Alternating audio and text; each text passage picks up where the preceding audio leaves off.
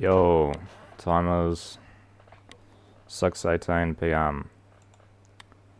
I'll upload yesterday's stream. It was like 8 hours or something. Who's watching my videos, bro? They're not very good.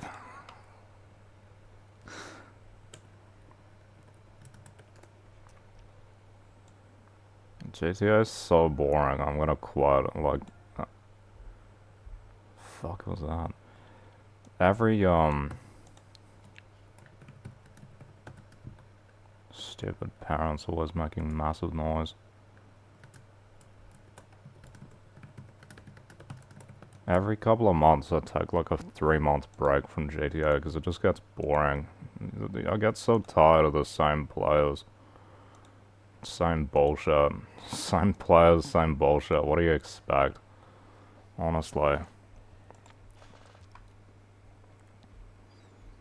I might play Life is Strange 2 today, or I might just do research and mess around. K-pop, where is it?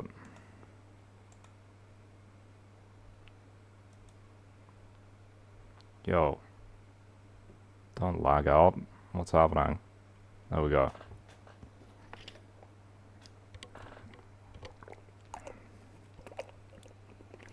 After record night.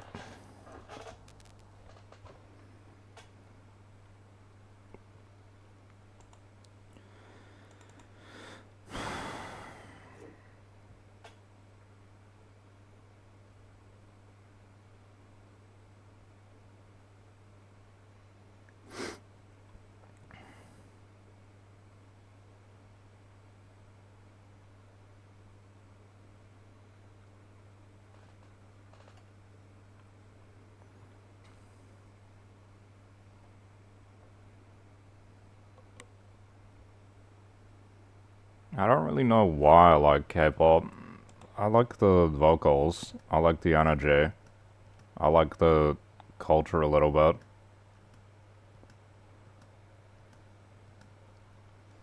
I don't like boy groups, so I don't really know why. Be interesting to try to understand. Because I don't really know. I just like it. I mean, a girl I liked K-pop, but at the same time, I had already listened to a couple songs and I did like them. I just didn't listen to them very often. I don't know, for a while I was like, oh, you can't listen to that because people will think you're gay or something. Then I got my own room with a lock on the door and I started listening to it. You know, because my parents are like retarded, conservative, reactionary kind of people. They're reactionaries, not conservatives. They want things to go back to a point in the past. Stupid people. What appeals to people with no education and like privileged positions.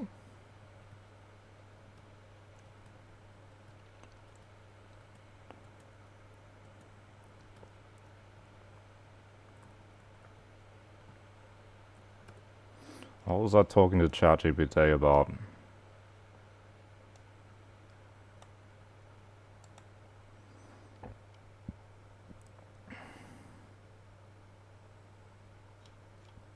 Was that my last one? I'm sure I already asked that.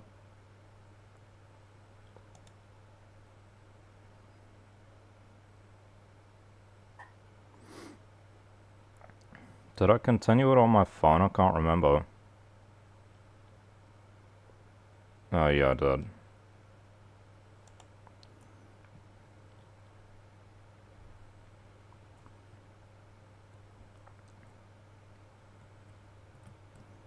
I don't really understand anti-elitism, to be honest. Like, where does that come from?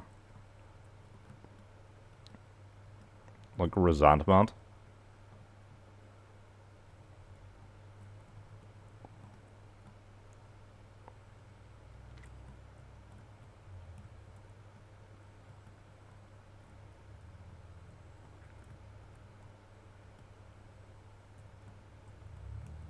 I feel like if someone is successful, you should try to, like, imitate them, right? Unless it's, like, impossible. Or, you know, if they're, like, intelligent, I feel like you would look to them for leadership, but that doesn't seem to be true for a lot of people. A lot of people around here don't have that perspective. Seem to think, like, it's a risk, or it's a threat. All they care about is their position in the hierarchy. It's a bit stupid.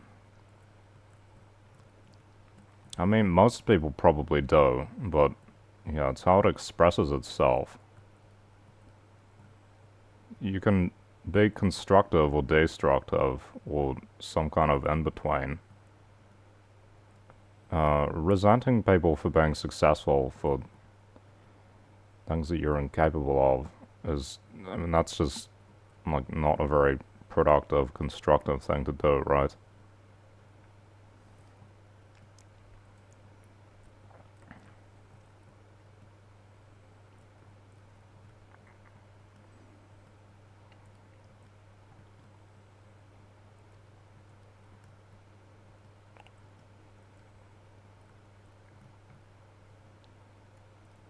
Like, it's not neutral either. Like, when I see someone who's good at something I'm not good at, like, or something I'm incapable of, like sports or like maths, I don't resent them for it, more or less.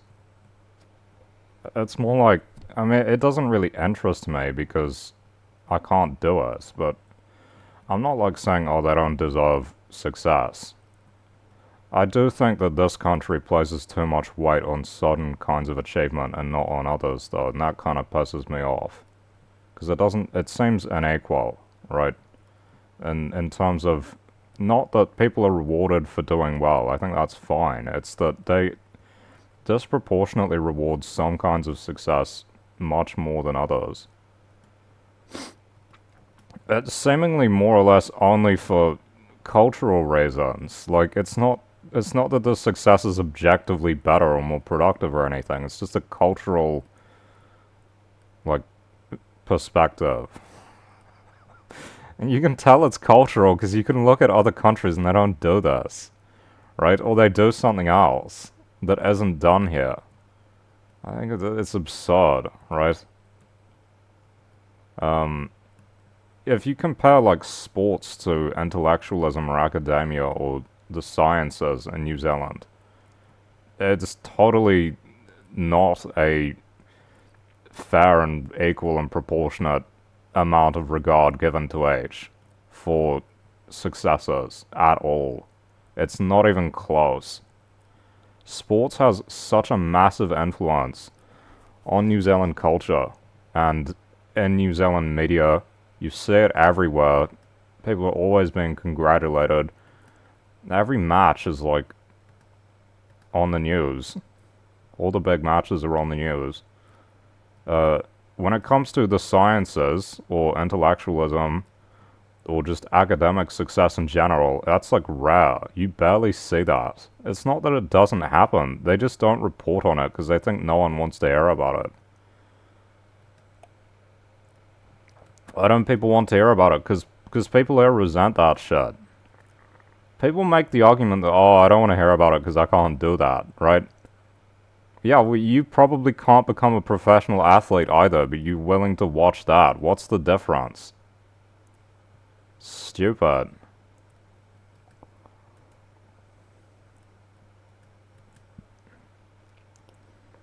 It doesn't piss me off so much that they show sporting success. That in and of itself doesn't really piss me off. I kind of just find it not that interesting, right? Because it's just not very relevant to me. Um, it does piss me off that they show so much of one thing and nothing of, like, it's, what is, like, parallel to it, beside it, right? Stupid Philistine country, that's what this is like. That's Philistinism, bro. Obsession with the outdoors. All the cities don't even have apartment blocks. What are they doing? The priorities are so weird in this place. I don't agree with most of them. Like, it doesn't appeal to me.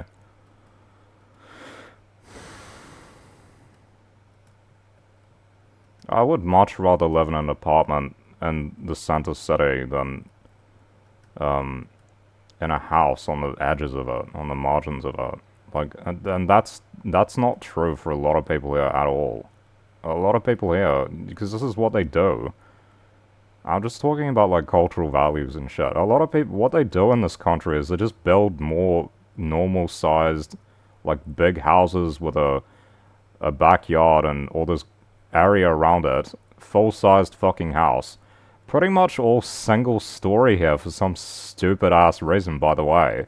They're not even building like double story. Why? You know, they're not like American style houses where they're like big and spacious on the inside either. They're like single story. What's the point of it?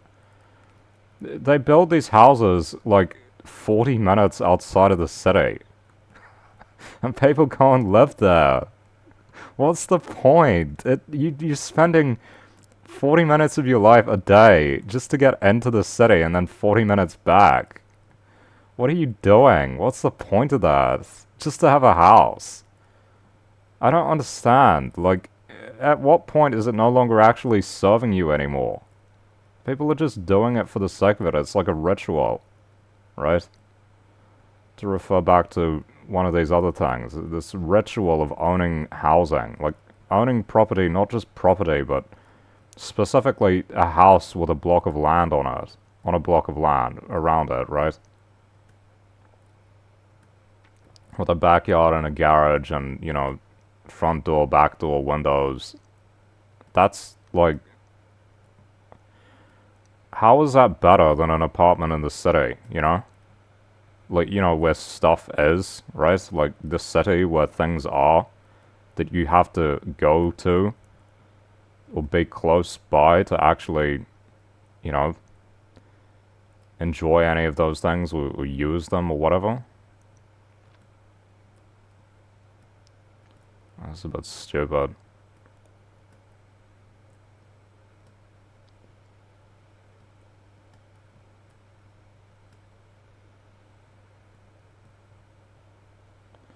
Fucking DIY culture where you usually just end up doing it worse. Oh, I saved so much money, bro. Yeah, you also did a really shitty job. Oh, that too well.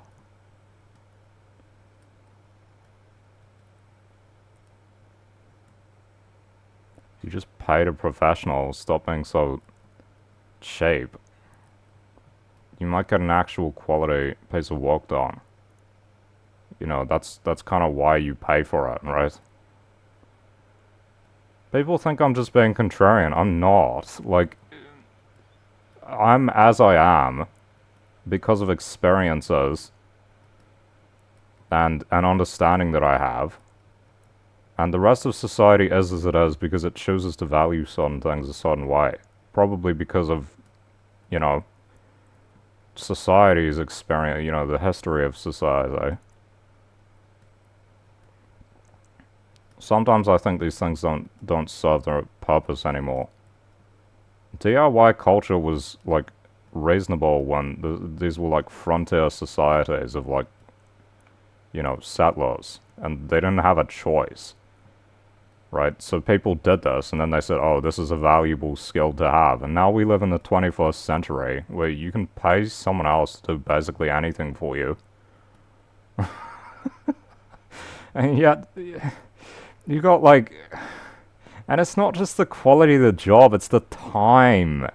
People wasting their lives on fucking projects. What are you even doing it for? Pay someone else and do something different. I don't get it. Why would you want to waste your time on that stuff?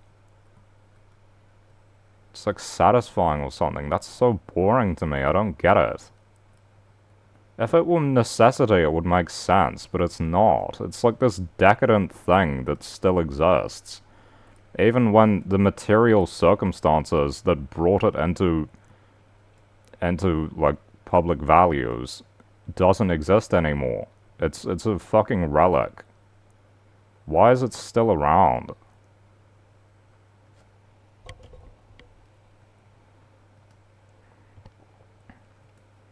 I swear some of the values of society are just idealizing people that don't exist anymore, honestly. And circumstances which... the circumstances which created them also are no longer relevant. We live in a different time, in a different world, populated by different people. Like, if you take everything for granted and you just go with what society says is valuable, like, you're going to probably, not be very successful. I mean, people might look at you and say, wow, he's so great.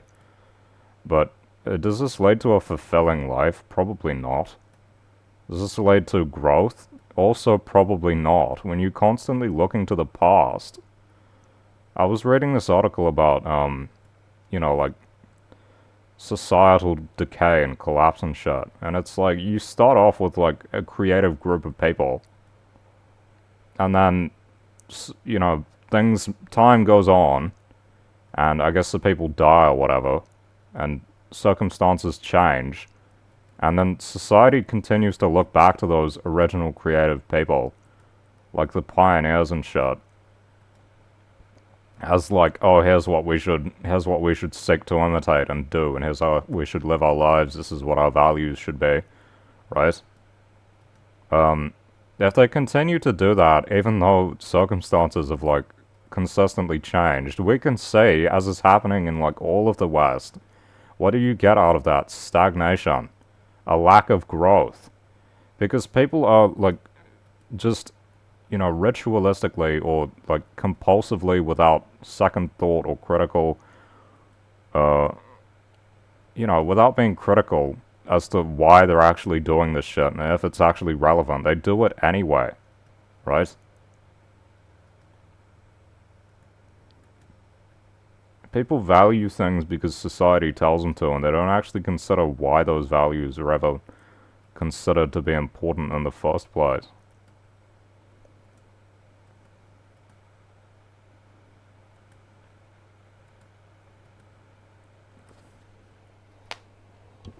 That leads to decay and stagnation, right? Why do we have a pioneer frontier culture in countries which are no longer, have been established for, like, many decades now? We live in a service economy, but people are acting like they're fucking frontiersmen. It's absurd. It's a fucking performance that people put on, literally. It's so fake, like, it's not real. You can tell. People are just imitating what they think. Or what they have in this idea in their mind of what this fucking frontier character looks like, right? It's not real. Why are people still doing this shit? It's absurd. We don't live in those times anymore, right? This is a developed country now, not a developing one. Seriously. And yet, the culture doesn't really reflect that. It's absurd. Like, why do we still have this frontier culture? This, like, I don't even know what you call it. It's backward.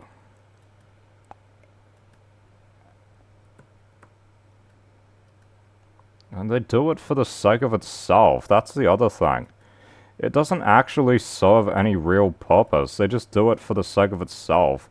Because it's what people here have always done. For, since the colonial period. This is what people have always done. And so they continue doing it. They don't actually look and say, oh, why do we do these things? They just do it for the sake of itself. It's more of an emotional thing than it is, like, a logical, critical, thought-out sort of plan. It's just something that people do because they've always done it. Imitating the past, right?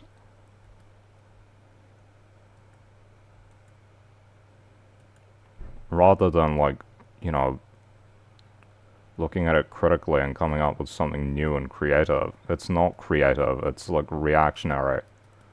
Imitating these characters that they have in their heads. about what these places are supposed to be like. I don't care for any of that shit, so I don't really do it. I don't like those characters that people try to imitate. I don't like it at all. It's backward.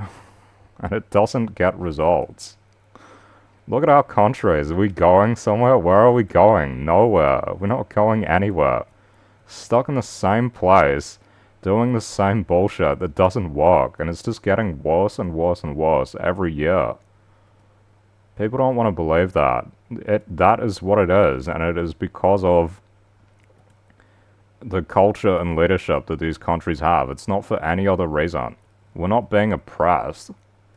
People are oppressing themselves with their ignorance and the unwillingness to elect proper leadership that will actually drive these countries forward.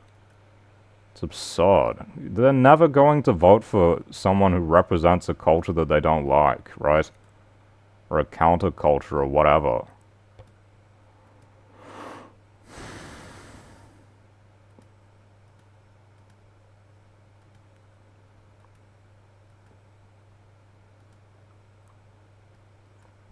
What do people go like, oh well this isn't like what I like, so I don't like it.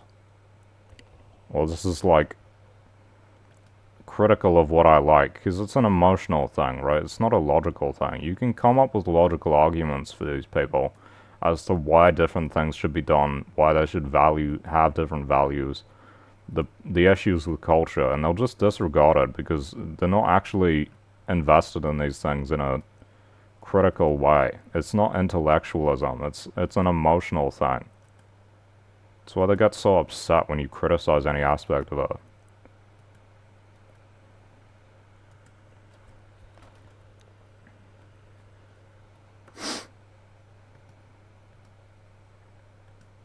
I get so tired of seeing the same kinds of people over and over again. I know that's true for most cultures, but I mean, the one here is just really, like, awful to deal with. You can't even talk to these people, like, because intellectualism itself is not valued. It's not just not valued, people are hostile towards it. Unless you're doing it for, like, a degree, and then you got specialized knowledge. But people in general, even ones with higher education, they're only doing it to make money, right? It's not for it's not like to change society or something. Shouldn't that be the goal? If society kind of sucks, shouldn't our collective goal to be to, like, change it and make it better?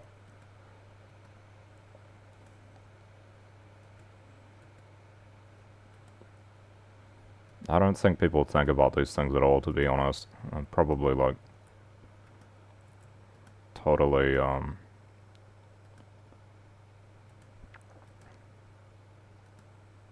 don't know.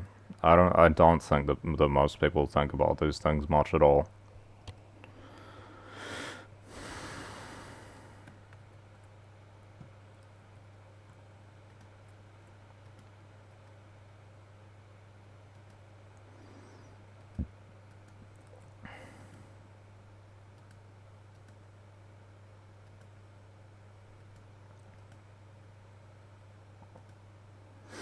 Like, you would say, well, most societies value success. This is true, right? Yeah. But, what they consider success, different groups of people, different societies, different cultures, is, like, totally different between them, right? I mean, in New Zealand, success is like being humble.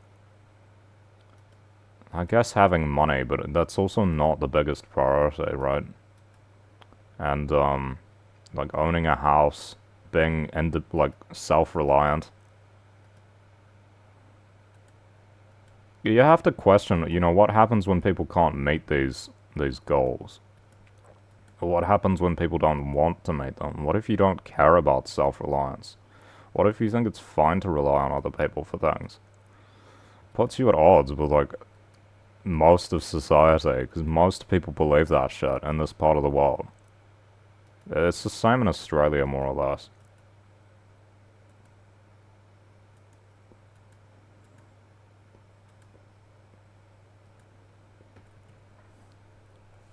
Fuck off.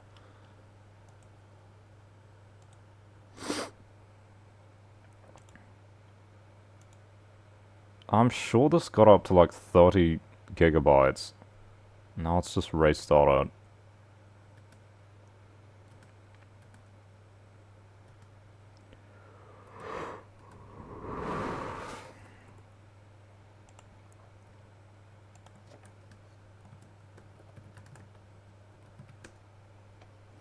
I can't remember if it was called Decay or Collapse. I think it was Collapse. Yeah, this is the article.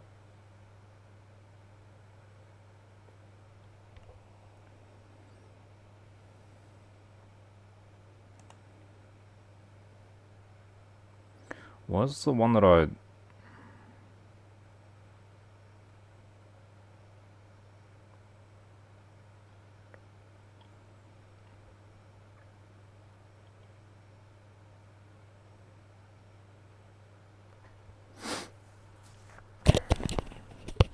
So there's creative minority, and then fixation on the old methods of the creative minority leads it to eventually cease to be creative and degenerate into merely a dominant minority. This is what we have in these countries, right? The people who lead these places and who dominate them are not actually like good leaders. They don't actually improve society at all. It's actually getting worse like every year. This is like both sides of the political divide. They're both part of the same dominant group that rules society, right? They're all elites. They're not. They don't drive society forward anymore. We aren't going in a forward direction.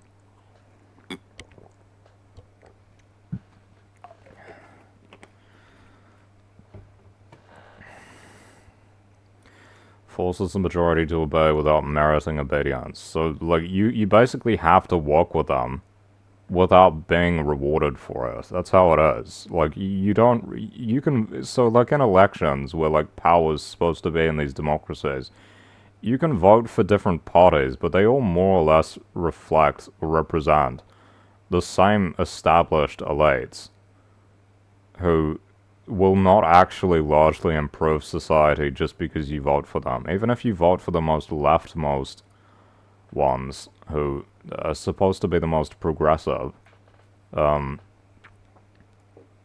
likely that they're still part of the same establishment, and they won't actually, even if they get in, they won't actually do very much to improve society.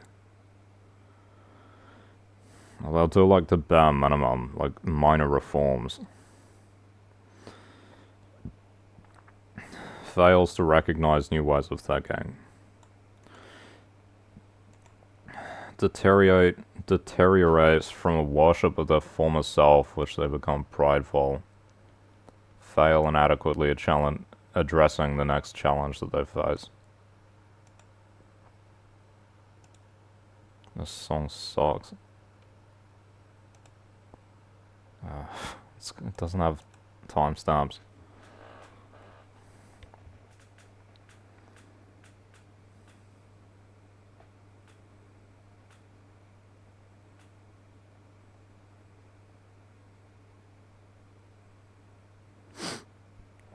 I don't know, I mean, it's similar.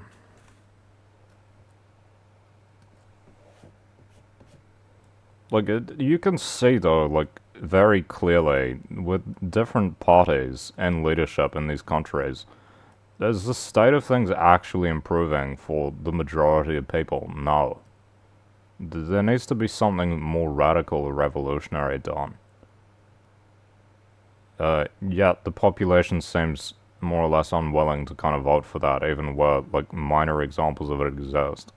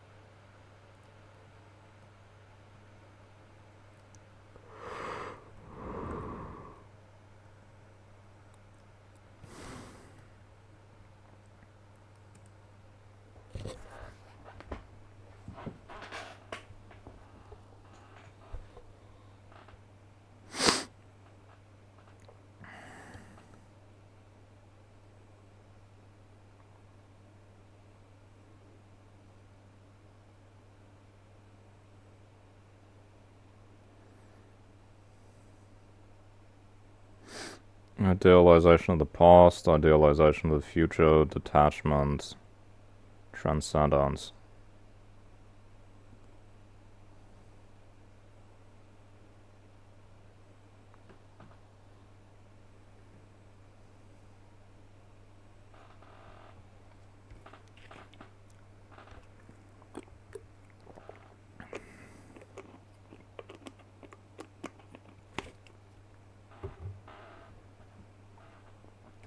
Like, you could fix a lot of the problems of society, but people would have to give up these closely emotionally held cultural values that they have, and they don't want to do that, so they won't ever vote for it, because they're not rational thinkers, they're not, like, thinking logically. Like housing. Everyone could have a house if, you know, or somewhere to live, if they would allow housing intensification and the building of apartments, and possibly gave up on, like, permanent ownership, you know? Like in Singapore, most people live in government housing, like, apartments, and they don't own them, but they have a place to live. I don't understand why people are so obsessed with ownership of housing. It's fucking stupid. It's like, oh, I'm more powerful because I own a house.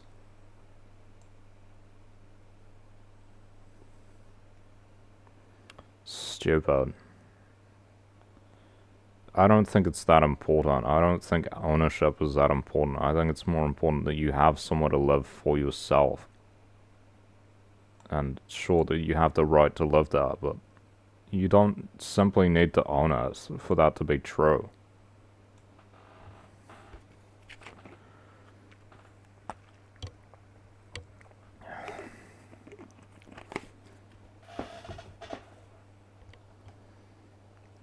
It's part of, like, capital accumulation, like, philosophy or ethics. People think, oh, the most important thing is to, like, just accumulate more things of capital value, such as property.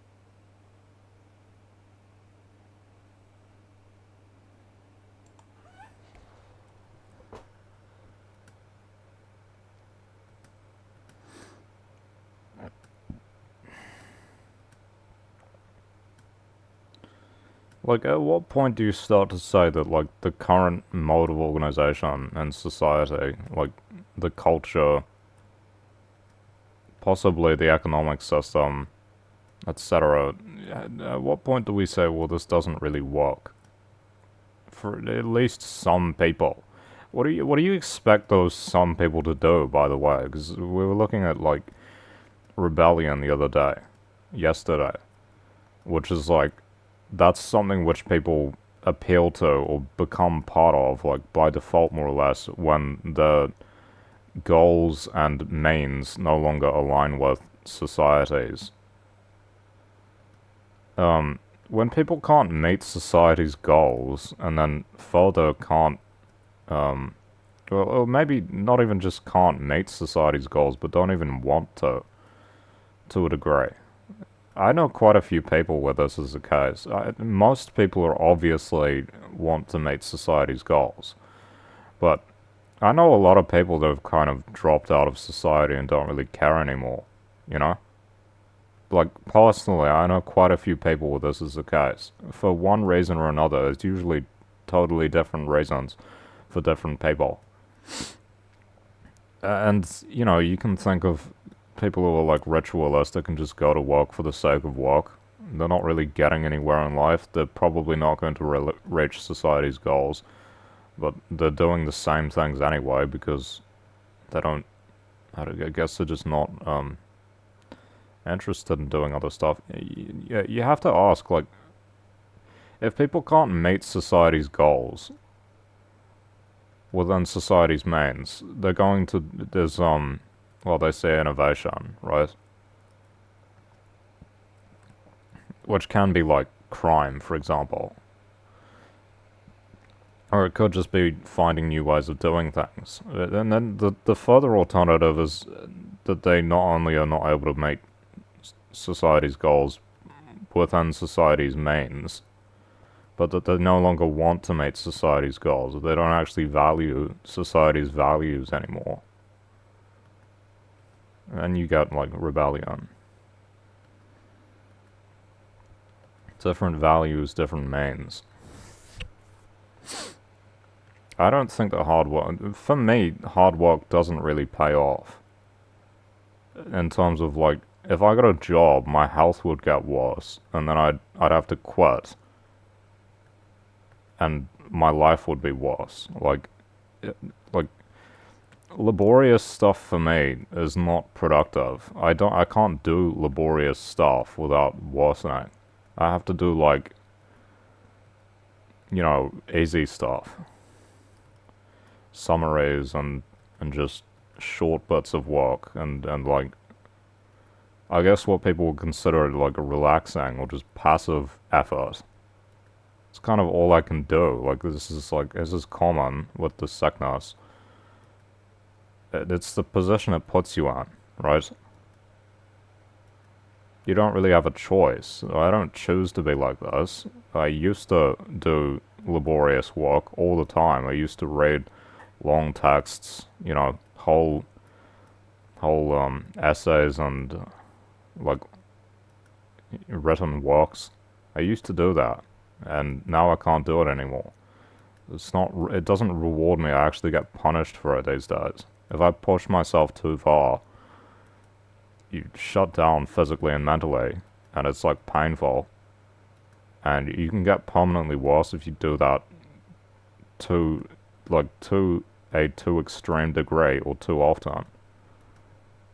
Which has happened to me already through, like, trying to exercise. People were telling, oh, you should just exercise, just do more exercise. I shouldn't have listened to them, right? I did listen to them. I did exercise for like a month. I was pushing myself, and now I have permanently less physical capability. Permanently lower energy levels since then. Ever since then. That's how it works. This is what usually happens.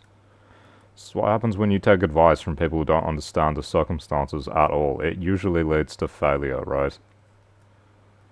Stupid people give bad advice, or uneducated people who don't understand what they're doing give bad advice. What do you expect? Of course they do. They don't understand what they're doing.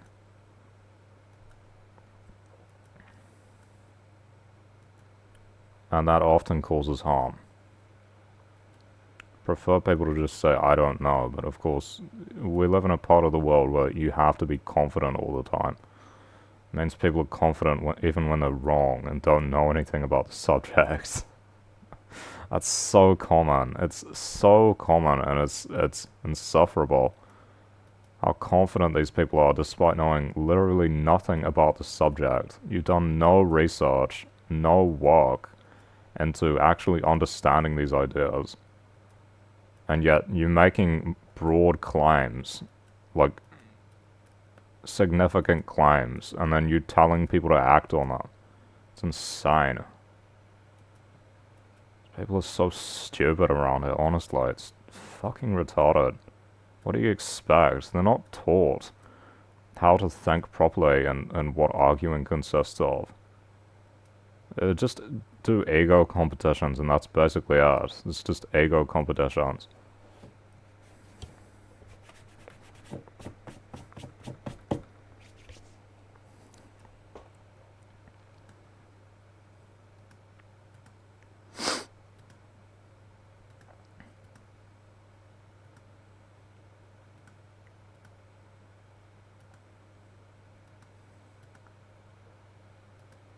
I don't know why I even talked to anyone about it. I've never received any, like, real insight. And when I did follow the most common advice, it led to failure. Not just failure, but like long-term negative consequences.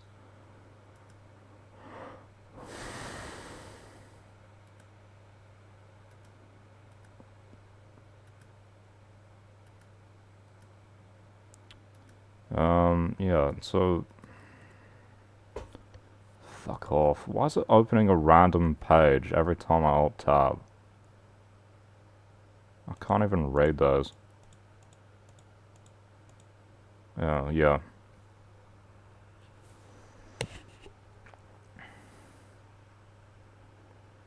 Like, if people can't meet the mains or the goals, they'll probably retreat. That's common. Dropping out of society. But if they do eventually find new mains and or have new goals, you can get rebellion, according to this.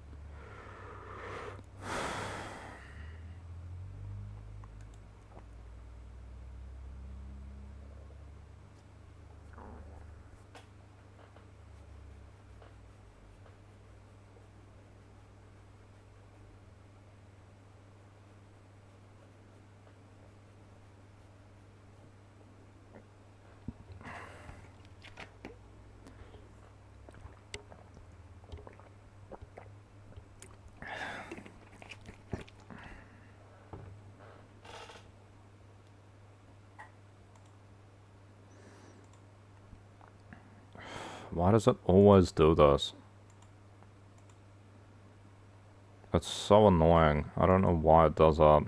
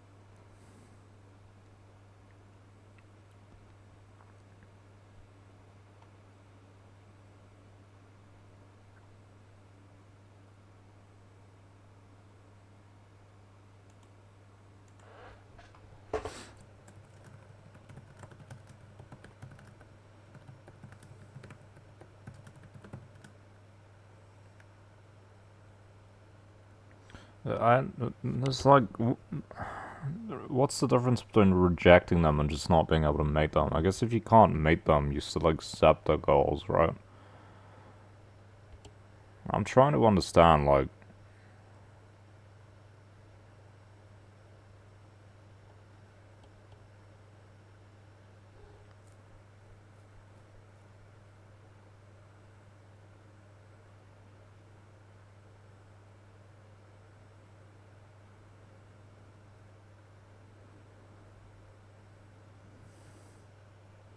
I'll ask that first. What's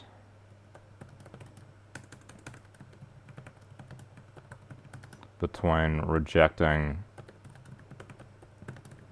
society's goals and simply not being able to meet them?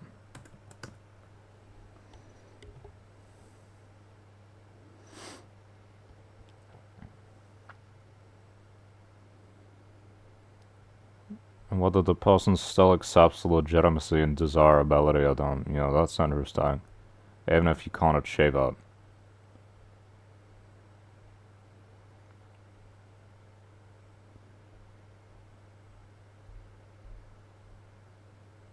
I don't care. Maybe I'll do that one day. Maybe I will get Plus one day.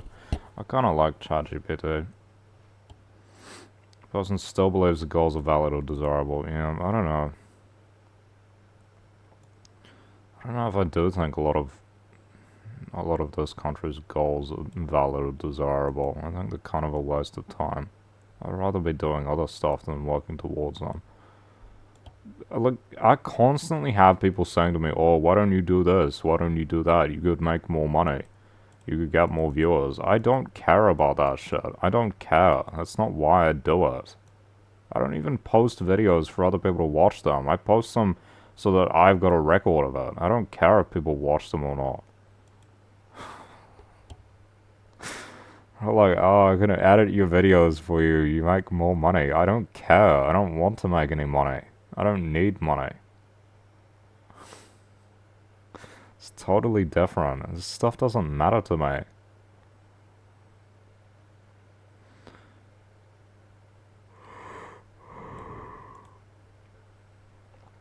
I feel like there are barriers, but at the same time, I'm not gonna put in the effort to, like, overcome them, because the value or goal just doesn't matter that much to me. I don't really care about making money. I think money corrupts people as well. It teaches them to value things that aren't as important. I mean, it's only really, like, important insofar as, like, you can get healthcare and pay for food and stuff and have new experiences. But I mean, at the same time, I'd rather have, like, depth than just a superficial variety, right?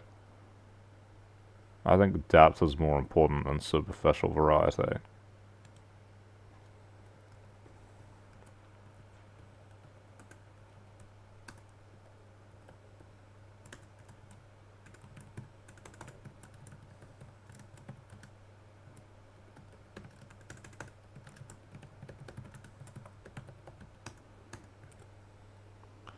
I feel like a lot of rich people's lives have a lot of variety, but they're also more or less, like, superficial and shallow. Hard to say. If I had money, I mean, I could make my life better, but would it actually become more? How do we say deep? What does that mean? I can't think of a synonym.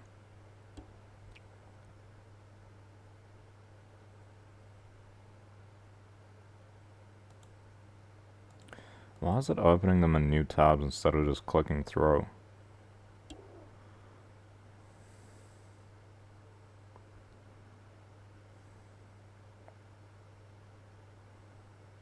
Profound or developed or something. Nuanced.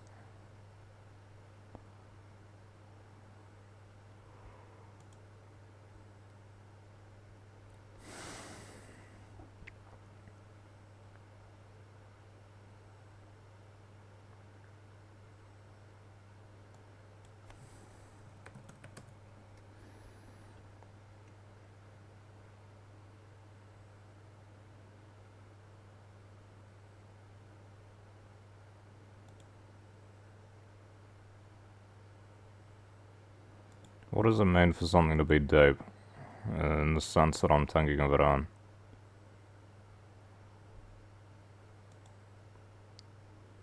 Profound, vast.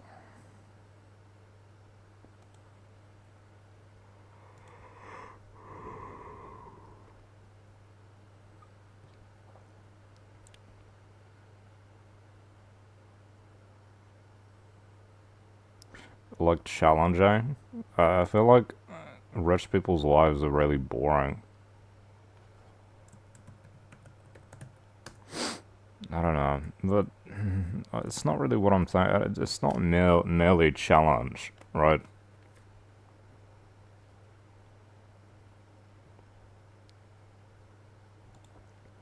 Let's find a different definition. Okay, well, Google's gone for some reason. The fuck? I closed it.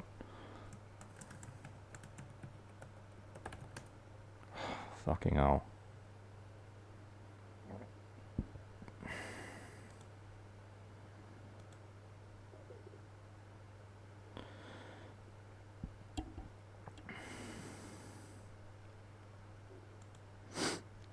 Figurative and abstract.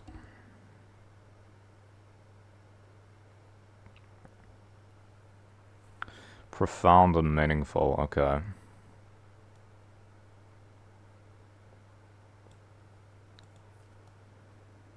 Complex.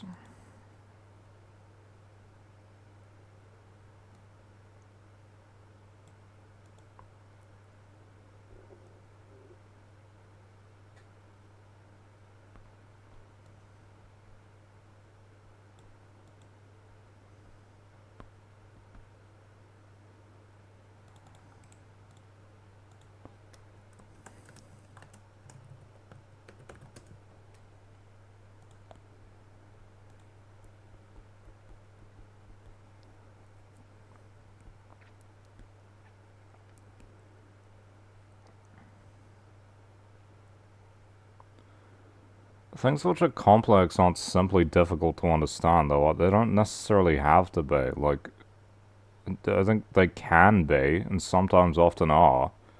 But at the same time, like, I don't think it's simply like complexity is not simply defined by its difficulty to be understood, right?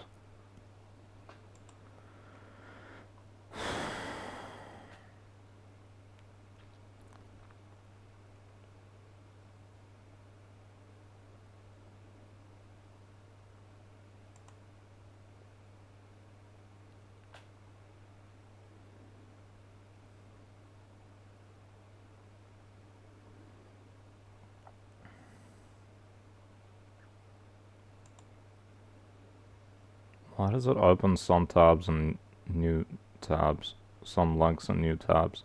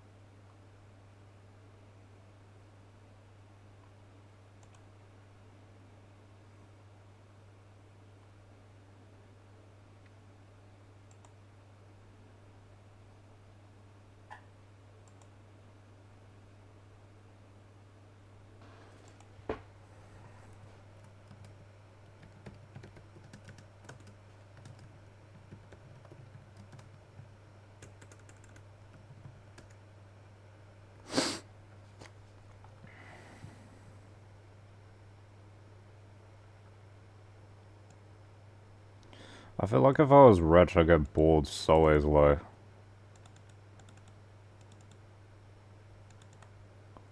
Maybe not, but I mean,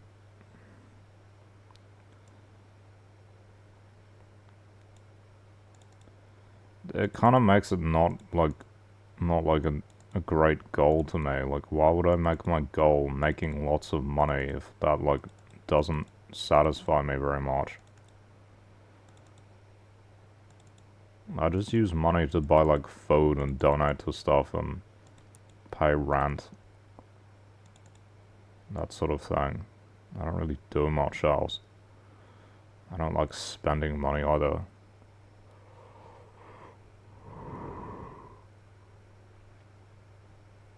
Intricately combined. What does that mean? What's intricate? Be more specific. I wish they would be more specific.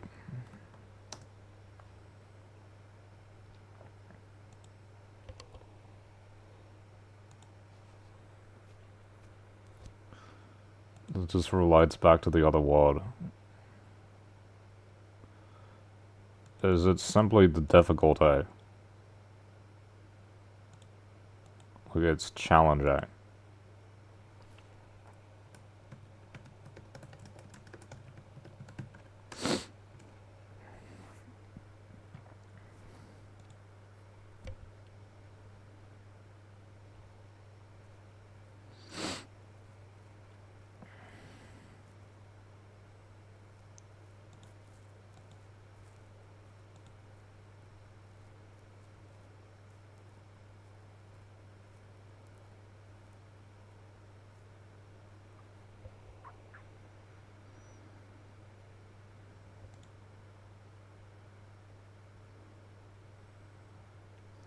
I mean, it kind of just refers back to the same thing.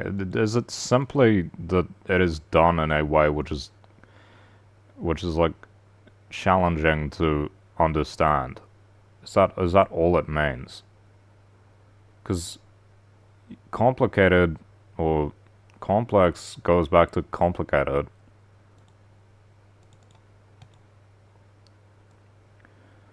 Tell me what these actually mean. Come on.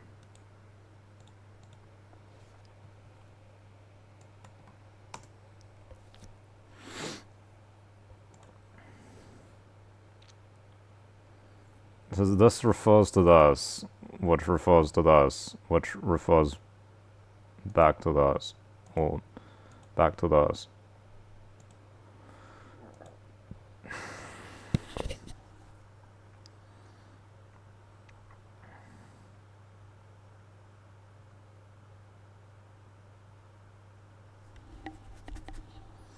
Composed of two or more parts, which is like, that's a simple definition. Or there's like difficulty, difficult to separate, analyze, or solve.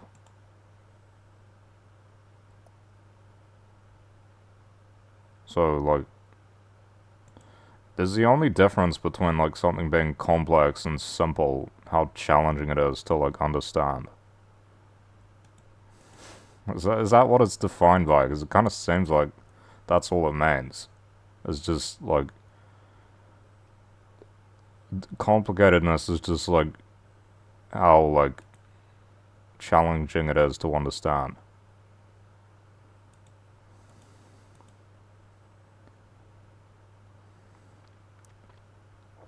Or there's also like the number of parts, I guess.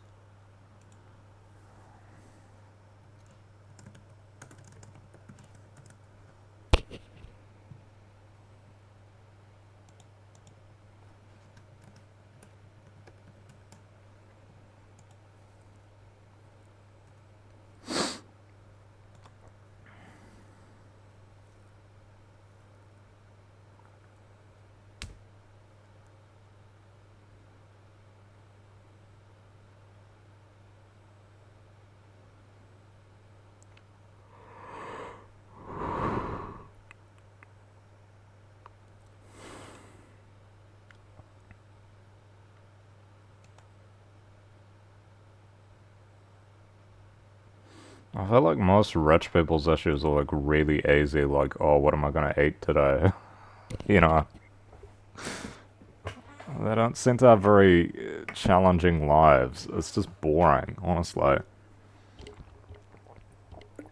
I think they create their own challenges or get into politics or whatever, like fucking.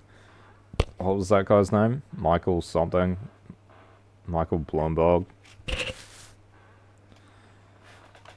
They create all these, like, pursuits to, like, entertain themselves because they don't deal with real hardships day to day.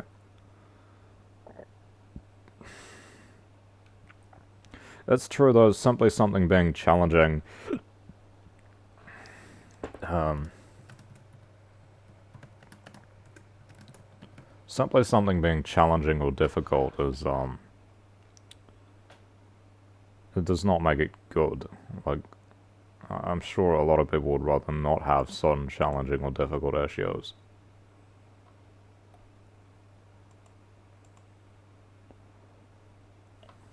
And it's like fun versus boring, I guess.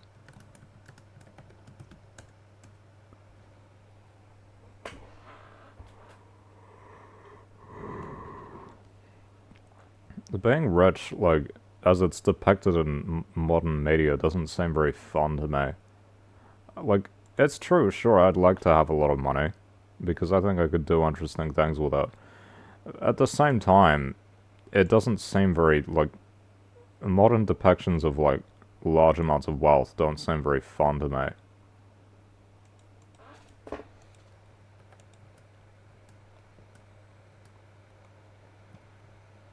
It also seems boring, like, at the same time, it's not just not fun, like, it seems uninteresting to me.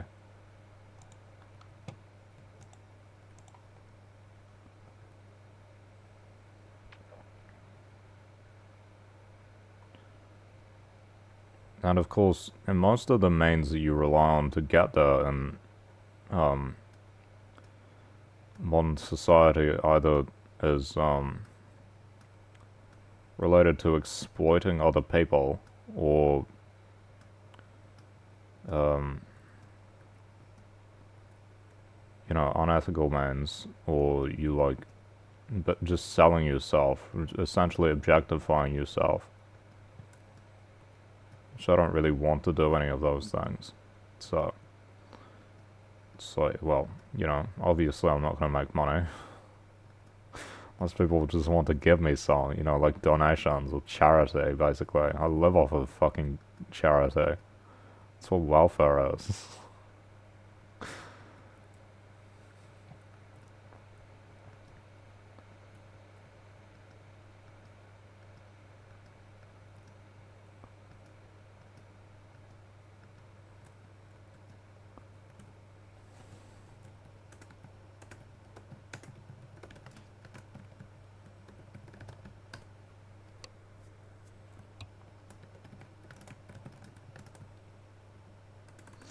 Primary means of increasing wealth under capitalism. There's also like um I don't know, there's like innovation, I guess.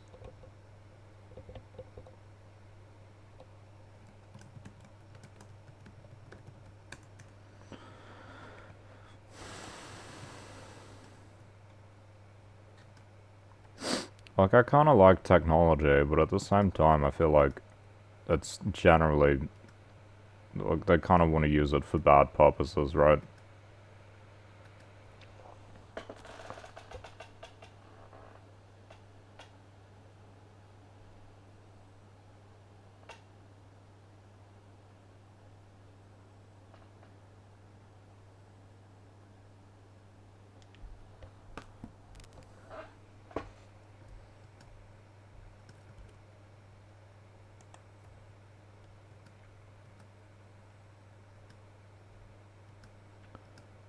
If I could work, I mean, I'd have a job, obviously.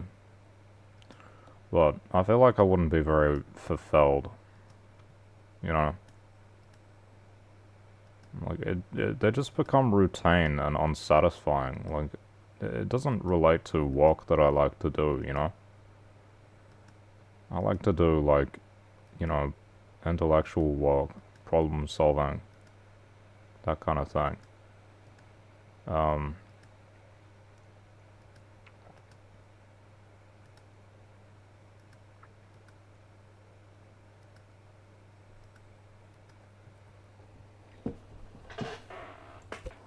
you don't really get paid to do that stuff, though. Unless you write a book. I'm not gonna write a book. It's not worth the effort.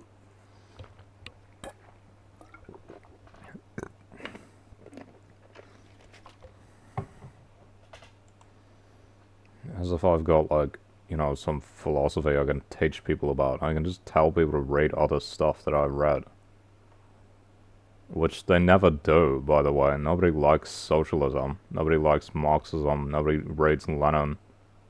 Nobody does that. I can tell you that's valuable, and people will just ignore it as they always do.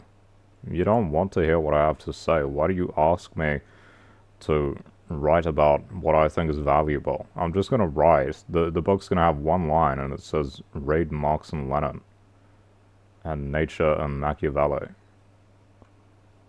Stupid. Like,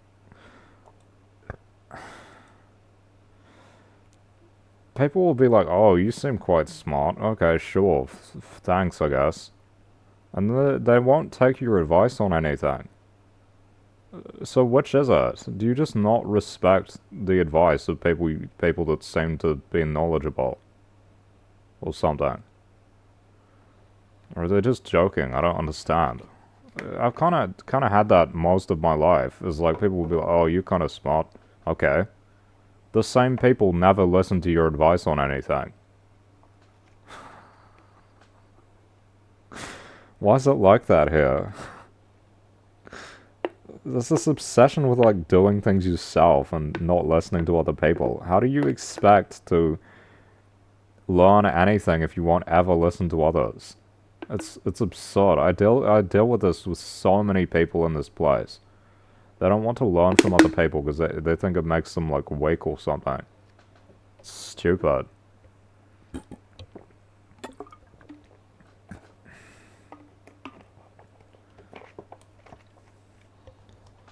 Only acceptable people to learn from are like their parents or their boss or something, because there's already hierarchy there.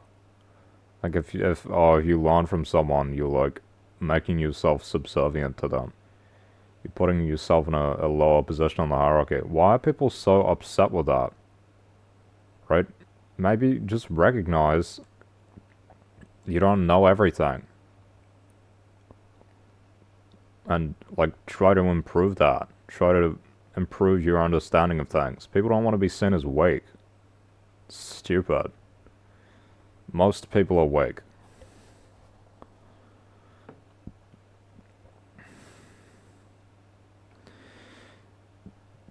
People feel like you can't show any weakness in society or you get crushed.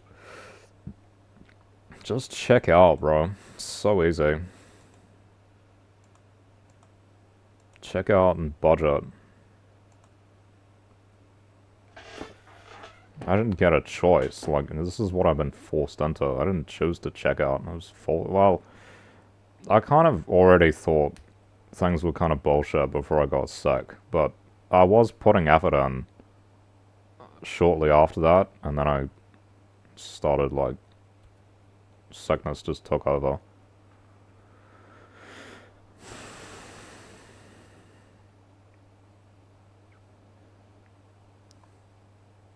What was my rebellion? It was fucking bullshit, bro. I wish I'd learned about Marxism earlier. I was into, like, fucking mystical bullshit. What a joke. That's embarrassing, bro. So embarrassing. Then sickness beats the shit out of you and you're like, oh fuck, that was all false. It's all not true. And it's never been true, and religion is just extremely false.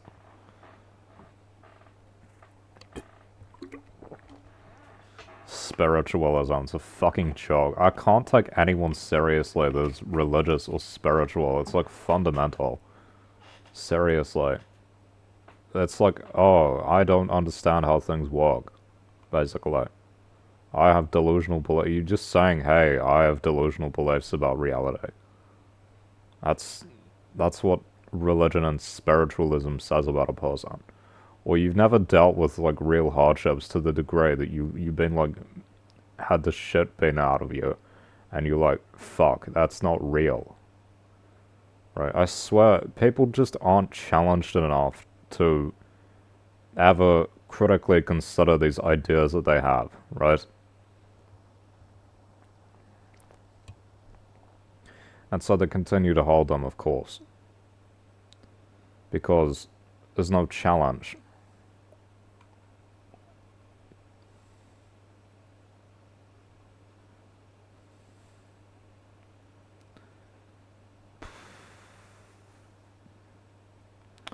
Furthermore, I mean, society treats you poorly for challenging people about these things, because there's like, why is religion a right? Why is it like legally protected? It's total bullshit.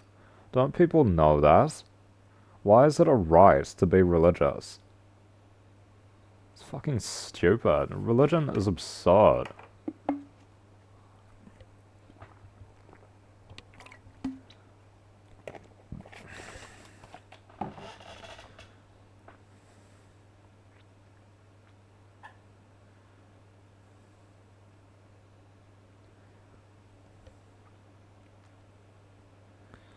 People believe in all these myths and legends in the 21st century. I mean, come on.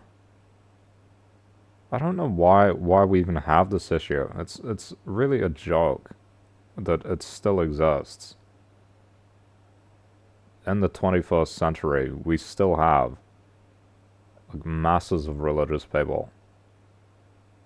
Can't take any of them seriously, bro.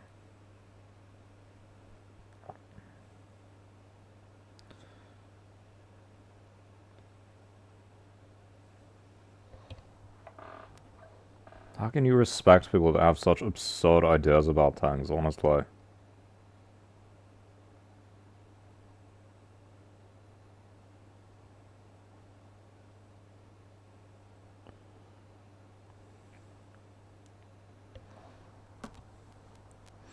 Society says, oh, just ignore it. You have to respect them. No, you don't. No, you don't. It's not illegal to disrespect religion, bro. It shouldn't be. They're gonna make it hate speech. What a fucking joke. Religion shouldn't exist. I think the world would be objectively better if religion wasn't a thing. If it had just died out by this point.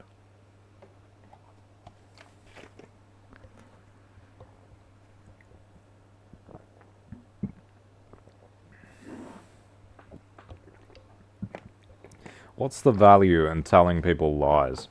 Seriously. What's the value in that?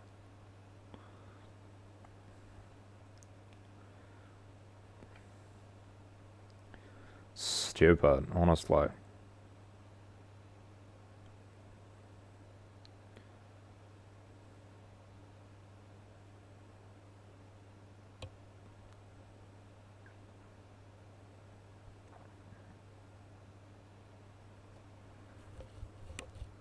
Especially if they're like fundamentalists, right?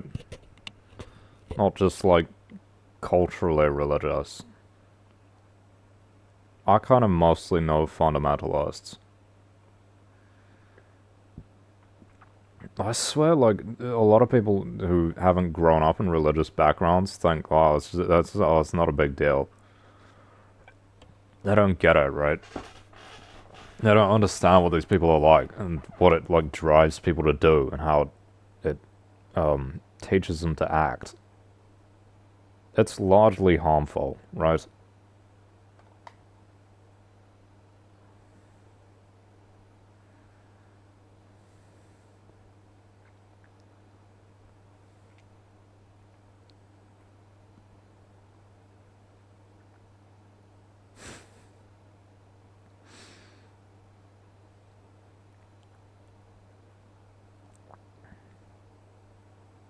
Like, I feel like you can never really be on equal footing with someone intellectually who's like, someone's religious and someone's not.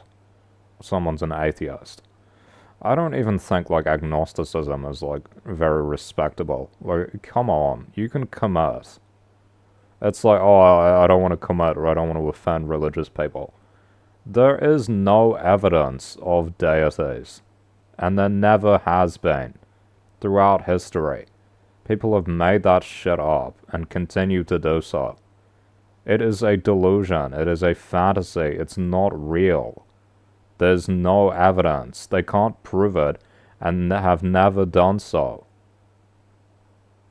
And you're like, oh, well, I don't know. It could be true. Maybe there is. Agnosticism is a fucking cop-out. People don't want to offend religious people. It's stupid. It's people who get offended by you telling them, hey, this is the truth. This is the reality of the world. and you're living in a lie-based fantasy. What a joke. It's an emotional thing. It's stupid. People tied to these emotional beliefs that can't be justified otherwise.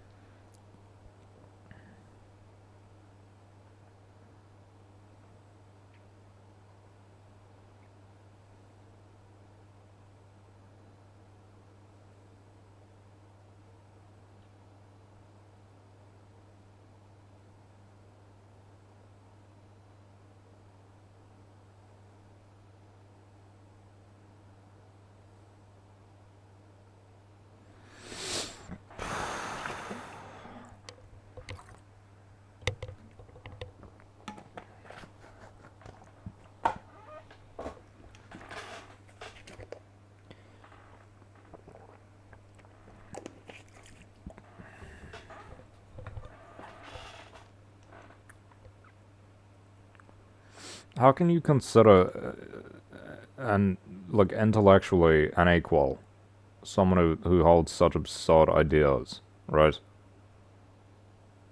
Maybe in specific areas, right? There's an exception there, of course. These people can specialize in things and be very successful in them. And yet, well, we know this, and yet they can still hold these absurd, delusional beliefs, right?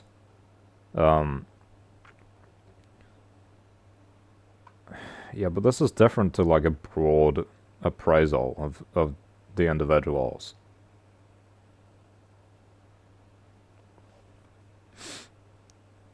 And I would say for a lot of people who are religious, it does by no coincidence tend to have fairly,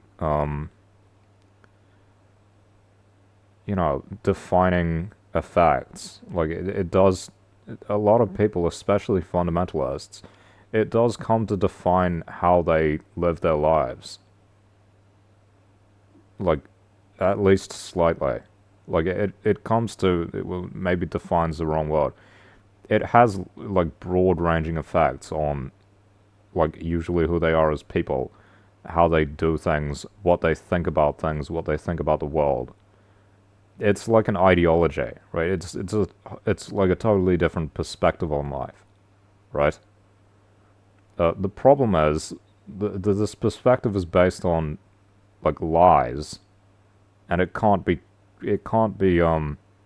critically investigated because these people believe them as like fundamentals and will just resort to like logical fallacies, like unreasonable arguments and, you know,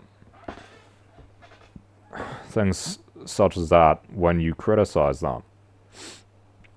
I mean, I can't take these people seriously when someone is like, oh, I'm an intellectual and you're religious. Like, we're not living in the Middle Ages anymore. There's really no excuse. Okay, we don't live in a society where you'll be oppressed for saying, "Hey, I'm an atheist." Right?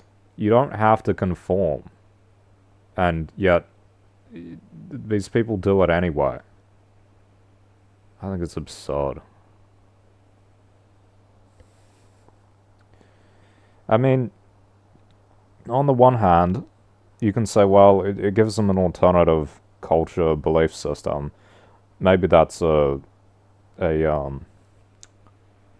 positive thing sometimes in some areas. But I would also argue you don't need religion to do that. You can have ideology, you can have culture, and these things can be totally secular and perform the same functions and roles, often better even, than religion does. And it doesn't rely on telling you these delusional beliefs, these false ideas. It doesn't need to do that. It can just tell you, here's how things are, and here's how you should live or whatever. In a secular way, not in this religious way where they're like, oh, you go to heaven after you die. I mean, come on. Come on. Get real. That's so stupid. It's so stupid, honestly. Such a fucking joke. Like, I can't believe we're still doing this shit. It's insane. All these people believing in religion is absurd.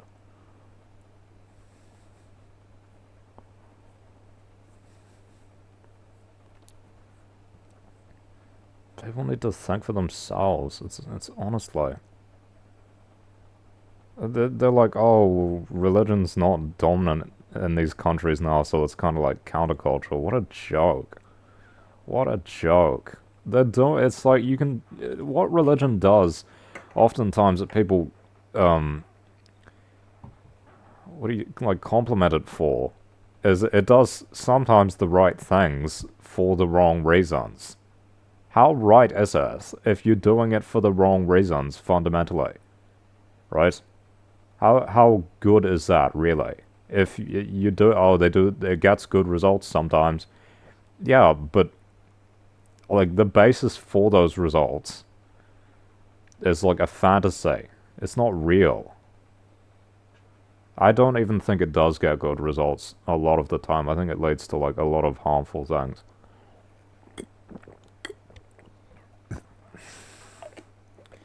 Like, if you look at the United States, I mean, imagine what a better country it could be if they didn't have this Christian evangelical influence. Imagine how much more, progressive of a country it might be. Because all the reactionaries appeal to that shit, right? These are, like, harmful, backward people. It's not a coincidence. It never has been. Religion is no longer a progressive thing and hasn't been for a long time. Right?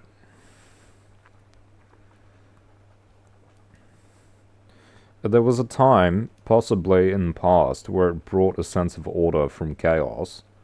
But in these countries today, it actually seeks to destroy new progressive order. Right? It actually seeks to get rid of new progressive, like, positive developments that have been made and replace them with a backward past form, right? It is the destructive, chaotic thing these days. Religion is. It's not this positive, organizing from chaos force as it was a long, long time ago. It doesn't do that anymore. That's like science and ideology and shit now. And maybe like certain cultural things. Religion isn't that. It hasn't been for a long time. Right? We don't live in this anarchistic society. We live in a modern secular society with science and ideology. It's competing ideologies mainly now. I mean, how are you supposed to respect intellectually? We're not even at the stage, sort of, maybe a bit, but it's not like as if the whole society is secular. The whole society is like more or less atheist, and we are having competing like ideological arguments, ideological conflicts, right? Secular ideological conflicts. No, we still have the religious lobby and shit, and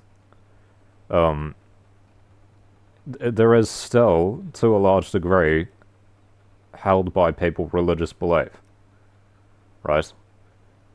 People do tend to align with secular ideologies, but and I mean, look, it's even worse in other parts of the world. Religion is still primary, especially in developing countries. It's still very primary.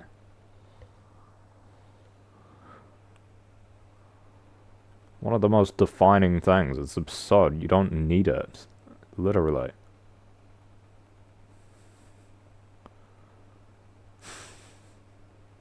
It's like servitude, right? Does it serve you or do you serve it? Most religion is about serving the divine, which doesn't exist. What are you actually serving? You're just serving the religious organizations, the religion that organizes how it's organized. That's what you're serving, more or less, right?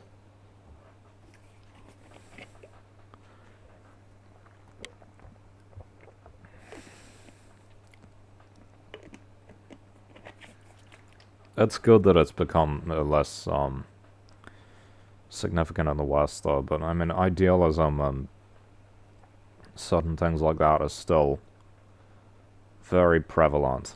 And that is like, idealism is like the religion of the West in the 21st century, a lot. At least amongst, like, you know, the more sort of liberal types sometimes. But even right wingers, idealism in terms of, like, oh, you know, capitalism just works for everyone. Well, actually, it doesn't. You can see it doesn't. But they keep these beliefs, um, you know, because they think in their fantasy this is true.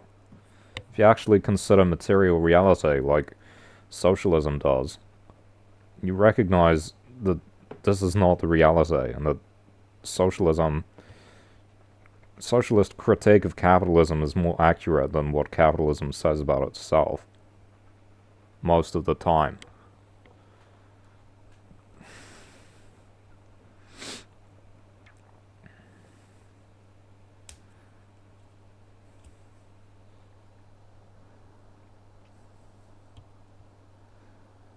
You know, of course, it's like,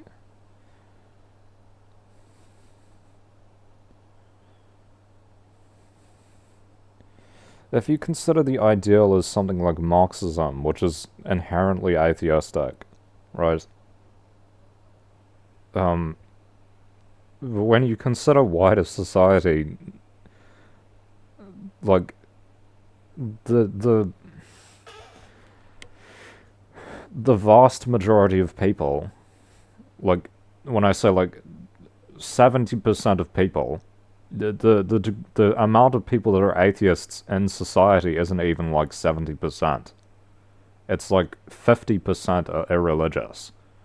That doesn't mean they're atheists. Most of them are probably agnostics, and some of them are spiritual, but not religious, right? Um,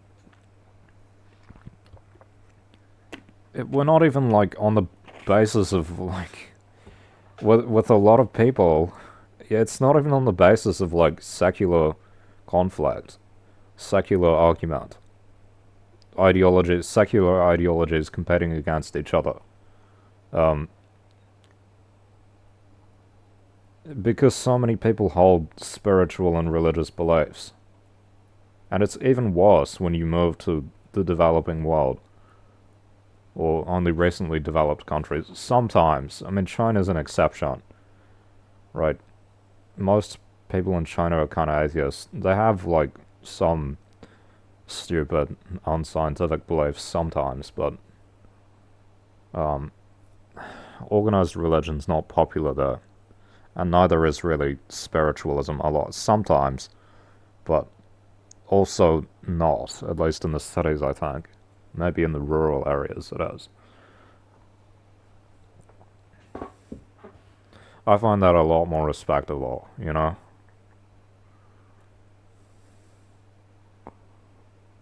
And why is it like that? Because they've actually gone through hardships and have educated themselves in such a way that they recognize it doesn't solve them.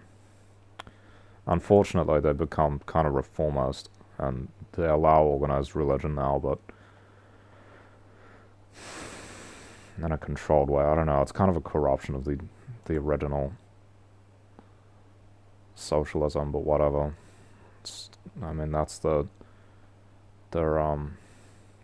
what do you call it?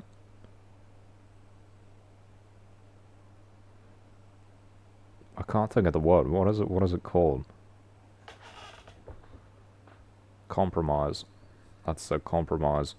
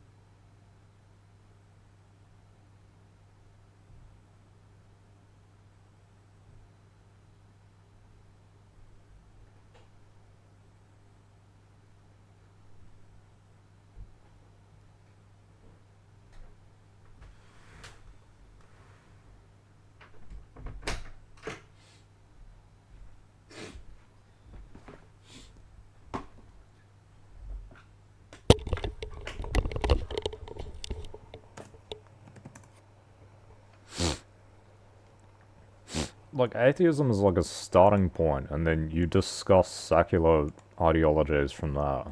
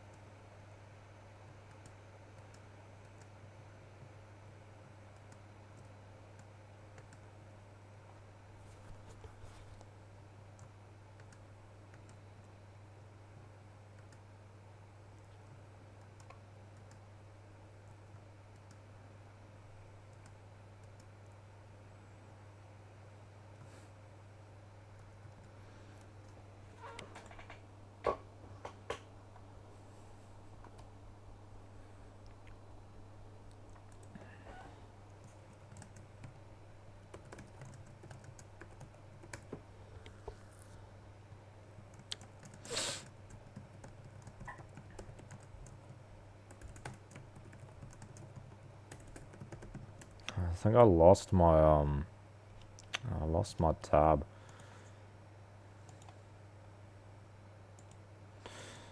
I wish they would measure atheism instead of just irreligion. Like, why is it never, like, atheism?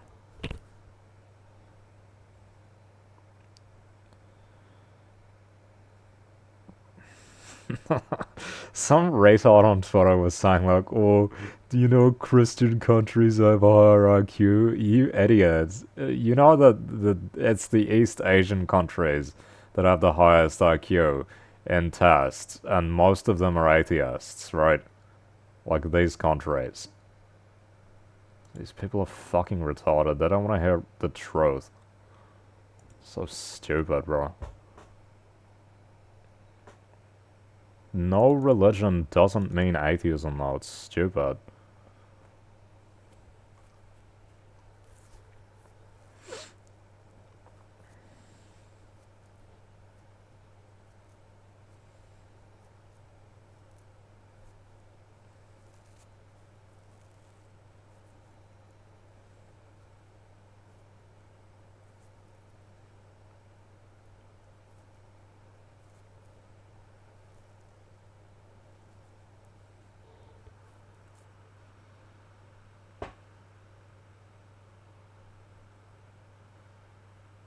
That's not even that high. 60% is not even that high. That's 40% have a religion. Jesus Christ.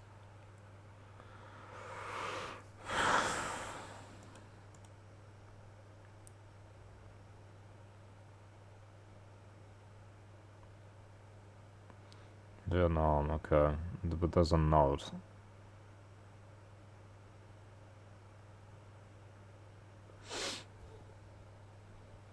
When was that? Why are they so different?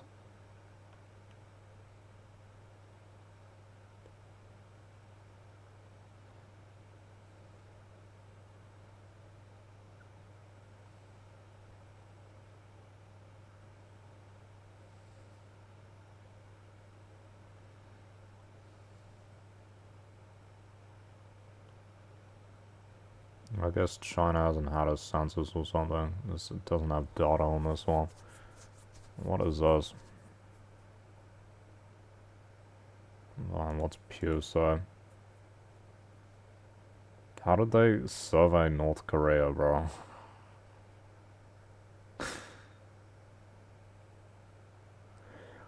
If only 52% of people in China are considered irreligious, what are the other 40 whatever percent?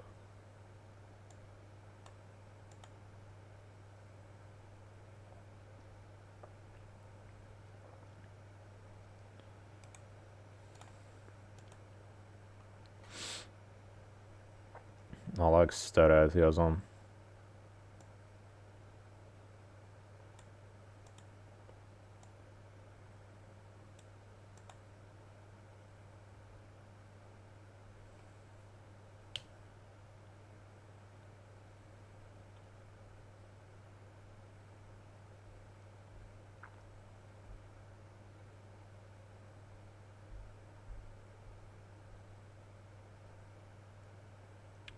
Still a lot of bullshit.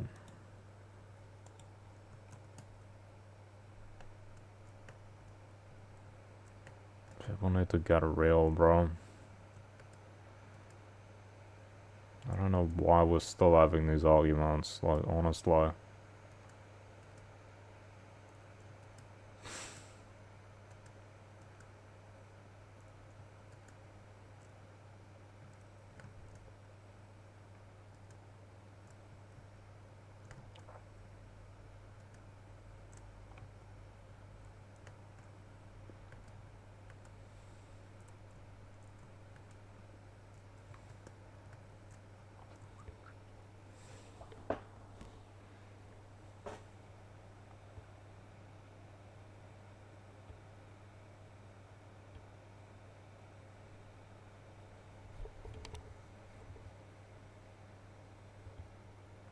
This breaking news better be good. Fucking hell, I don't care about that.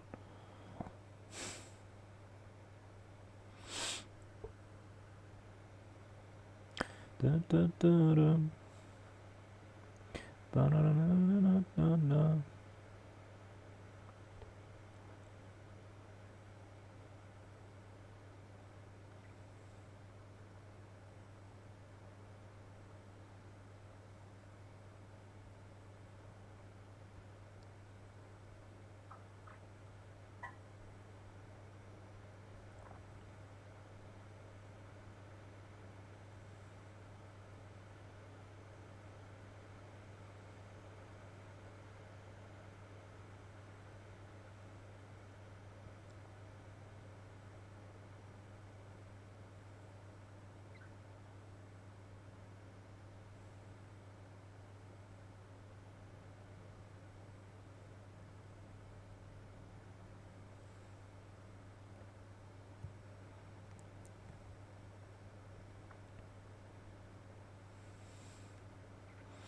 I guess it's a question of, like, do people actually believe that stuff that they do in China, or do they not? I think it's sad, like, you know, it seems to be regressing. Country's gone from, like, kind of properly socialistic to, like, you got, like, fucking Han nationalism and all this bullshit. Like, what are they doing, bro? It's become corrupted. Seriously. It's sad. Fucking retarded shit, bro. I mean, you kind of go, are they socialist? The answer's kind of no. You say, or are they just kind of like nationalists, which is what someone on online argued once. But they're just nationalists that do socialism sometimes because it serves national interests. I think that's more accurate. That's what Vietnam is as well. You say, why does Vietnam hate China when they have, like, similar political systems and they're right next to each other and shit? Why do they hate each other? Because Vietnam's a nationalist country. They care about national interest more than their ideology. It's stupid. Socialism, communism isn't the priority anymore. It's just national development. Fucking stupid, bro. Instead of internationalism. They don't do internationalism anymore. There is not an existing country that calls himself communist that does internationalism anymore. They don't do that anymore. It's fucked.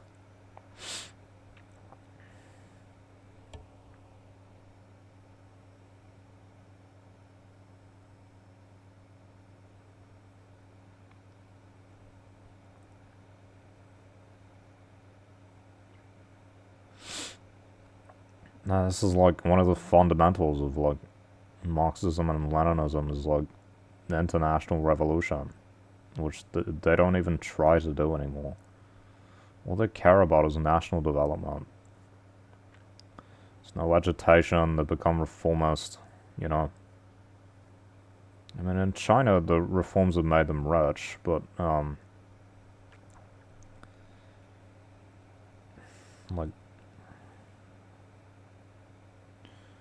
at the same time, they've kind of abandoned the system.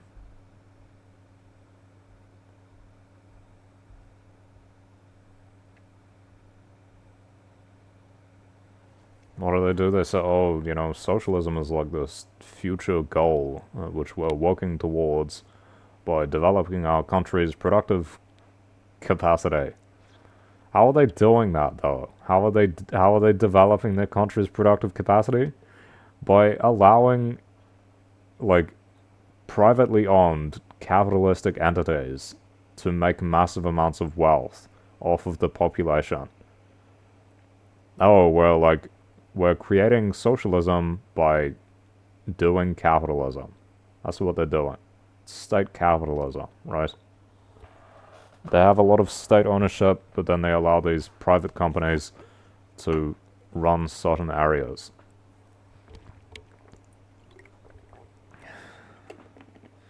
That's not really Marxism, bro. I kind of doubt it's gonna work out. Because, you know, you know, yes, it leads to a degree of, like, development of the productive forces. But at the same time, those productive forces are not in public ownership, and they largely don't serve the wider population. They serve capital. They serve the moneyed interests who own these companies and have shares in them and are on their boards of whatever. On their boards, right? That's who they serve. They don't serve the country, they don't serve the people. They serve themselves.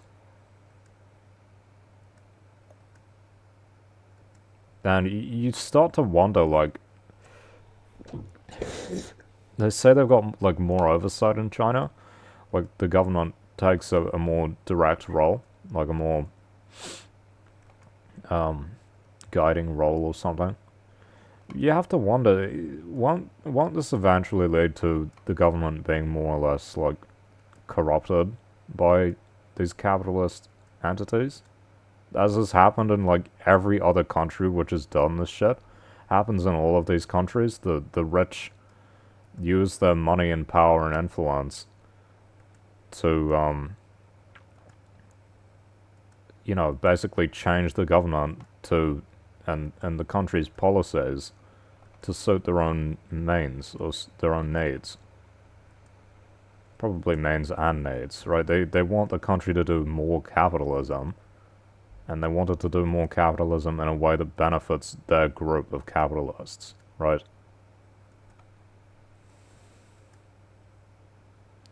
It's corruption, right? Well, they make more money and it develops the country, therefore it's good. That's what Deng Xiaoping said, right? This has been their policy since he got in, right? I think that was after Mao died or something. Is they're like, oh, well, we should just do some capitalism because it'll make us richer and will develop the country. It has done that. At the same time, it looks doubtful that they will actually, in the future, you know,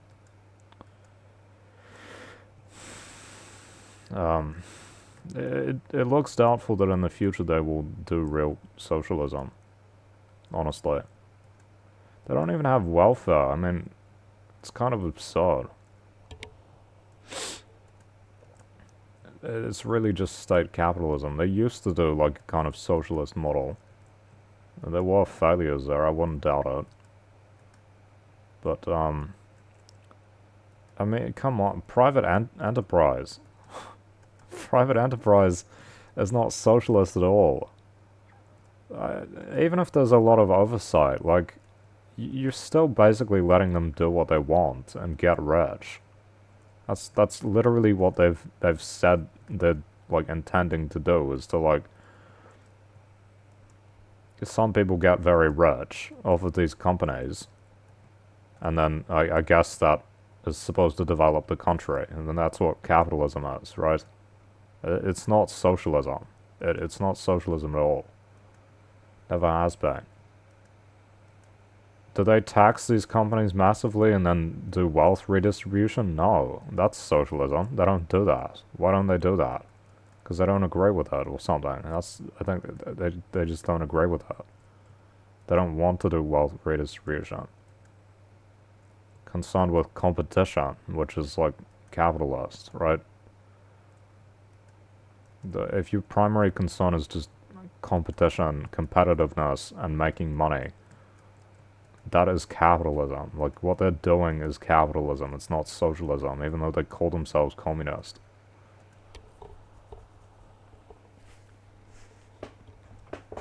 And I mean, it's worked for what they've said they want to do it for. It has developed the country. They are competitive economically.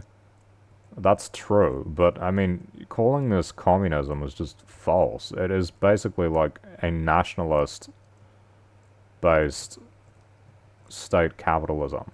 Like capitalism with heavy state ownership. It's not socialism. It's not socialism, it's not communism. It has really not much to do with these things.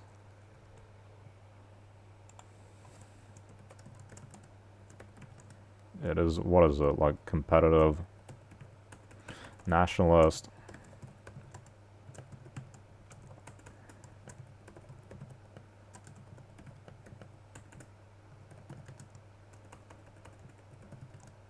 I don't know how to spell that.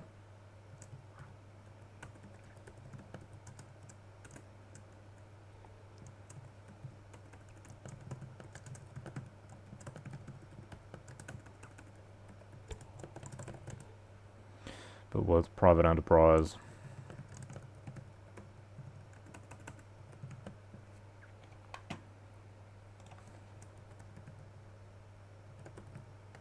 That's how you spell it. Was it with an A or with an I? I don't know. I think it's with an I, right?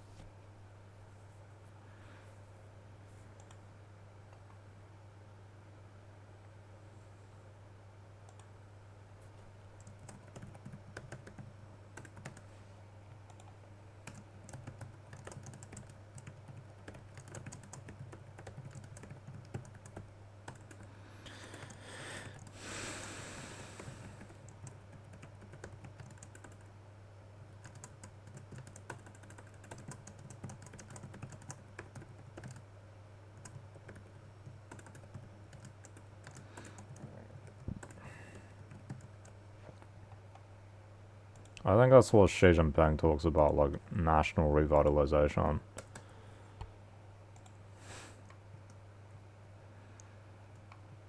Like, that's fine, but it isn't socialism at all. They don't do wealth redistribution, for example. And they're not, like, nationalizing these private firms or heavily taxing them even. They don't actually do heavy taxes on these farms because they want to remain, their main concern is working within the capitalist international economic system and being economically competitive, and they think if they tax the wealthy too much, they won't be competitive anymore. Right? That's complicated. I don't really know if it will, you kind of, the idealized way that they kind of promote is that, oh yeah, we'll develop the economy using capitalism, develop the country, build all this infrastructure and have companies and stuff, and then eventually we'll, like, nationalize them or like, you know, make them into socialist entities with like workers' ownership or whatever. Yeah, workers' ownership, right? And then they'll start doing wealth redistribution and stuff. I kind of doubt that that's gonna happen. I don't think that the capitalists will allow that to happen, bro. Um, the alternative is that it becomes so influenced by these capitalists and by these wealthy, these new wealthy people that how would you say, like the country no longer like retains any real socialist positions or anything, even like ideologically, like they get rid of that.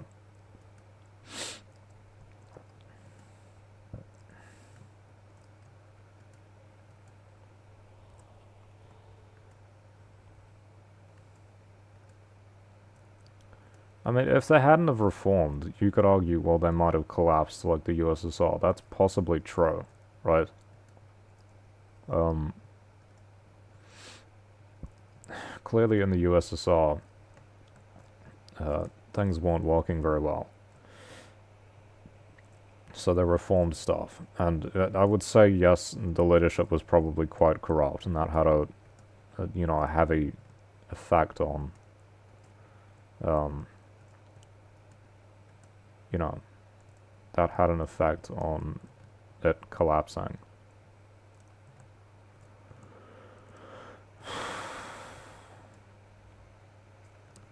Is this the same playlist?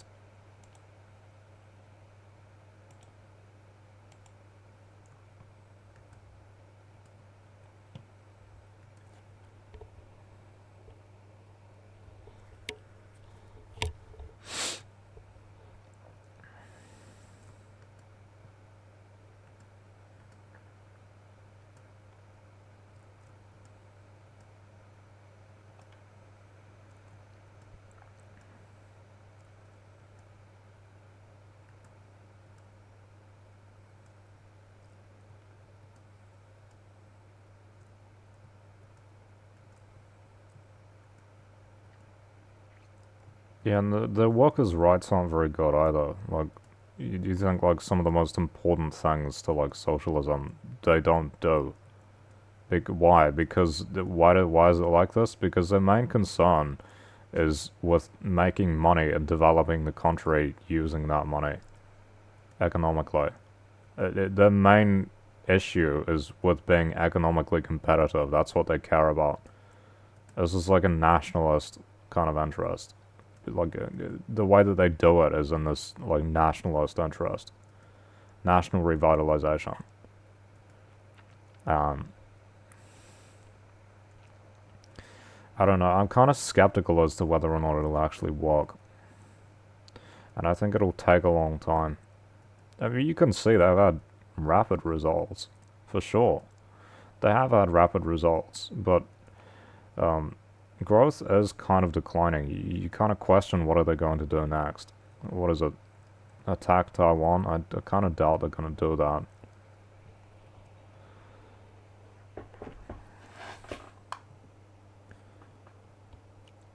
They had rapid development, and now it's kind of sort of stagnated a bit. And I think what allowed for that rapid development was probably the fact that they had so much of this organized state industry, right? It already existed. The country was relatively well organized from the systems that they had in place already. I think that was probably an important point. Is that they used socialism, like Marxist theory, under like Mao to develop the economy and develop the productive forces at that time. Um, they've now reformed it to try to be more economically competitive, but it's a different system, really.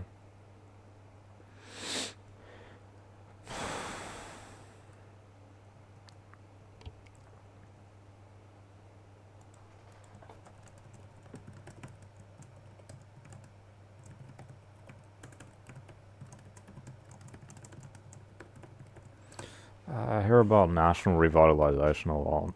What does that mean, though?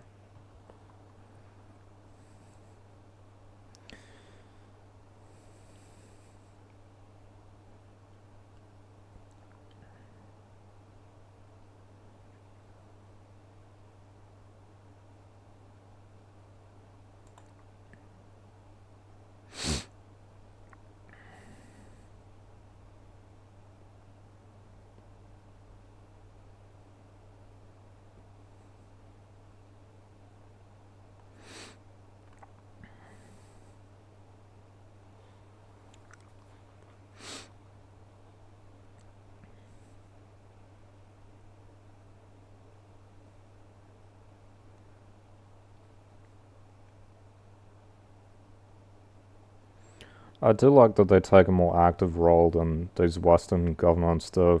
I mean, it makes a lot more sense to me. This is like real leadership. Where they actually take like a proper active role in developing the country. They don't just sit there and say, oh, you know, rich people and big companies do some shit. And like, just wait for it to happen. Seriously. This is like proper active government.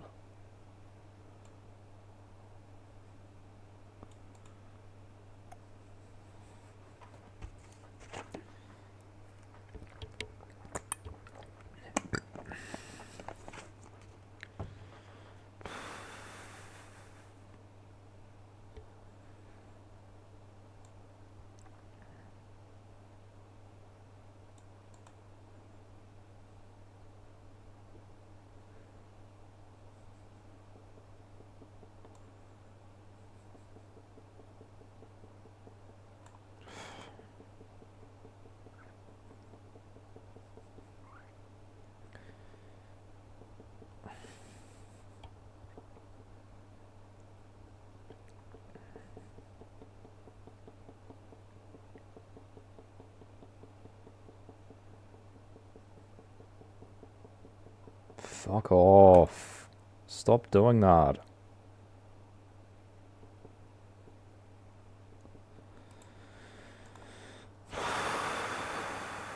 This thing's so fucking annoying. Why does it do that? Dun dun dun dun dun dun.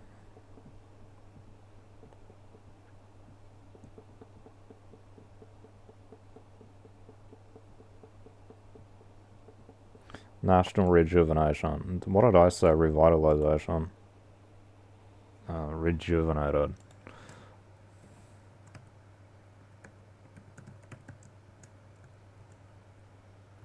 It's with an A. That's kind of the same thing.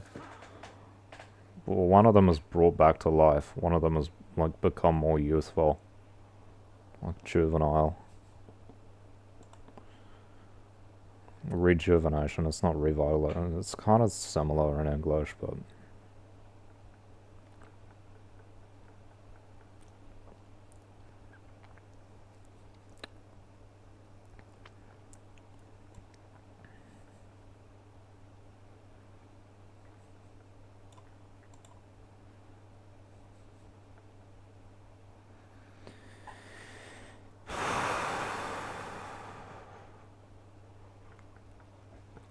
during the first century, short-term goal, moderately prosperous society,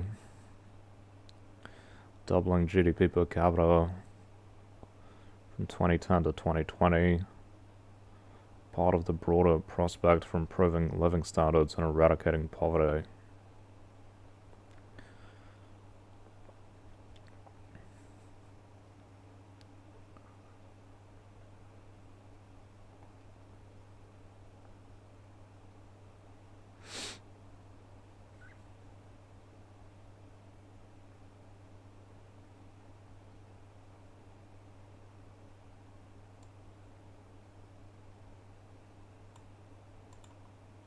How to use a bathroom.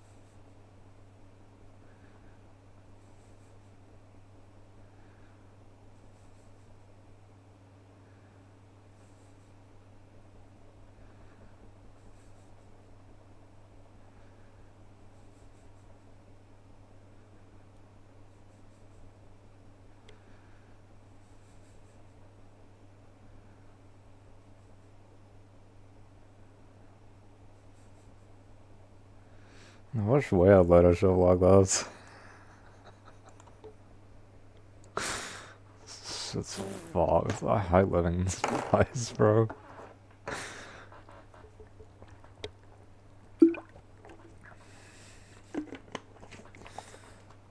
It's not even leadership in these places. They're basically just like caretakers who just let the country go as it's currently going in these countries.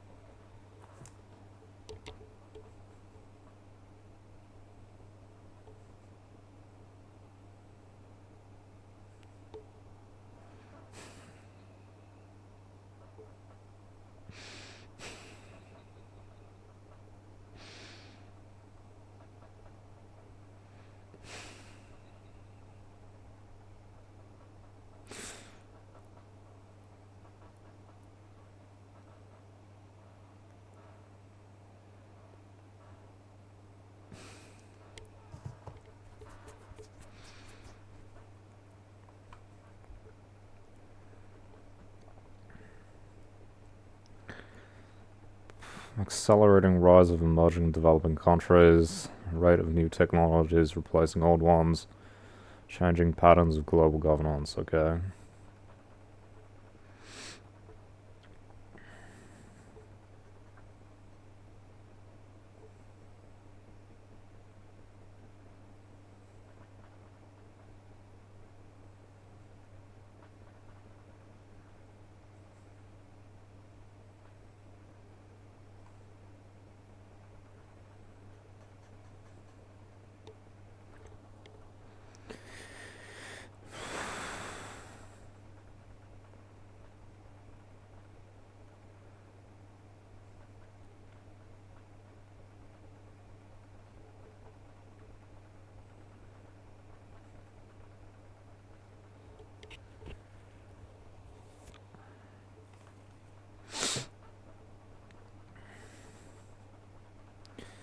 Material goal of China becoming a moderately well-off society by about 2020, fully developed nation by 2050.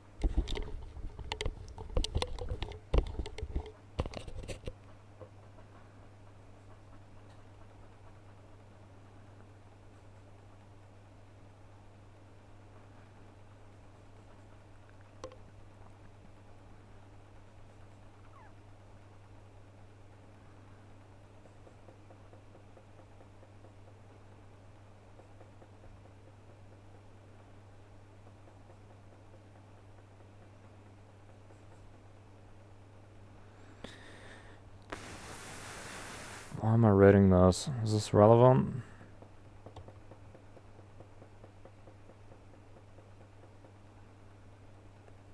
This is not it as defined by them. Is that where's the quotes from them?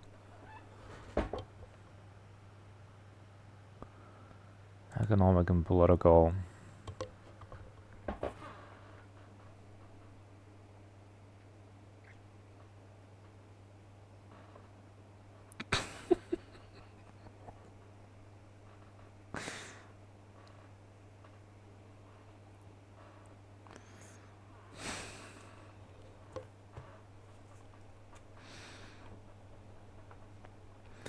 Core task of the dream is economic development. Infrastructure development. Okay.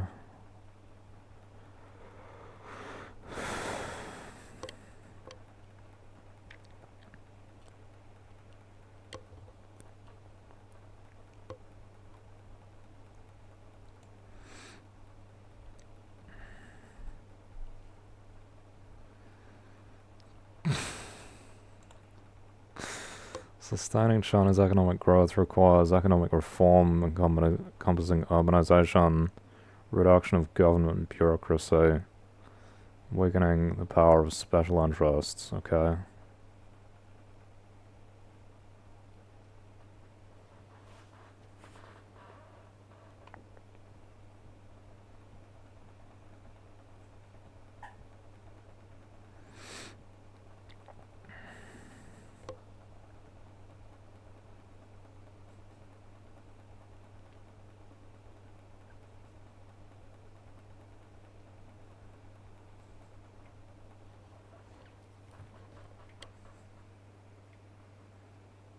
What is financial inclusion?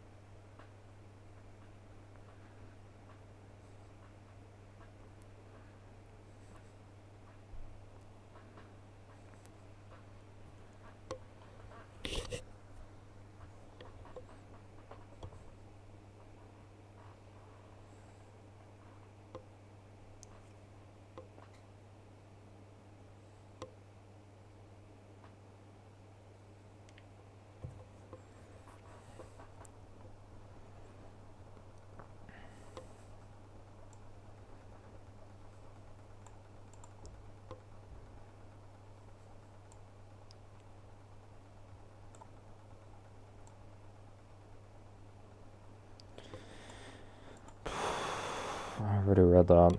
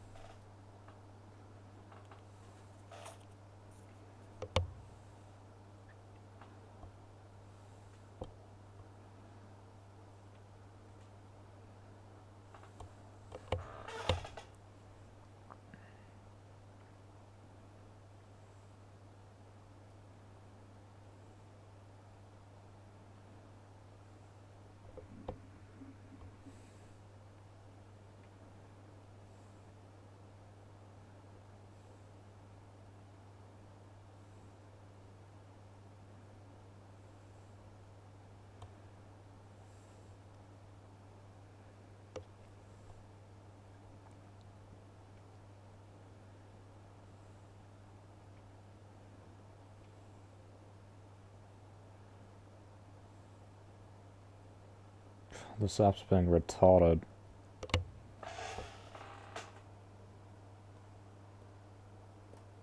Oh my fucking god, what's wrong with my phone?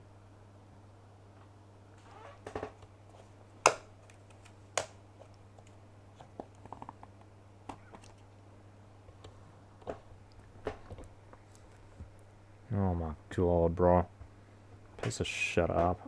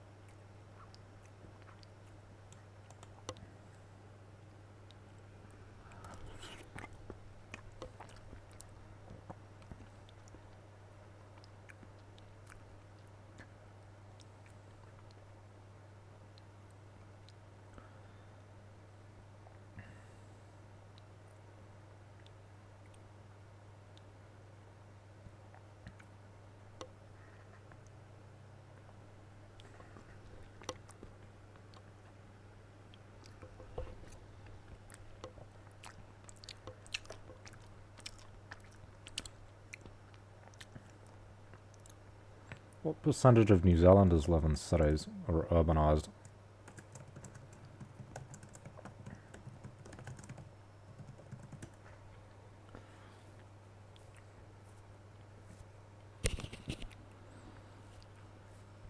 Probably quite high, yeah.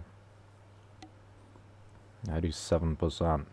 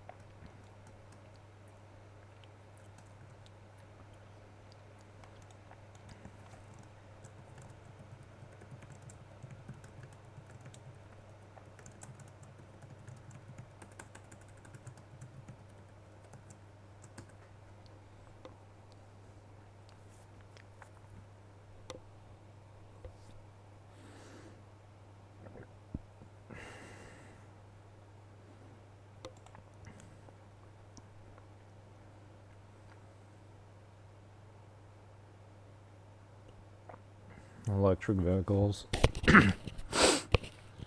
Renewable energy batteries.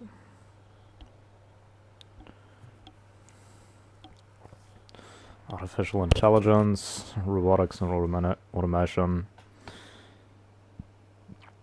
Frontier tech.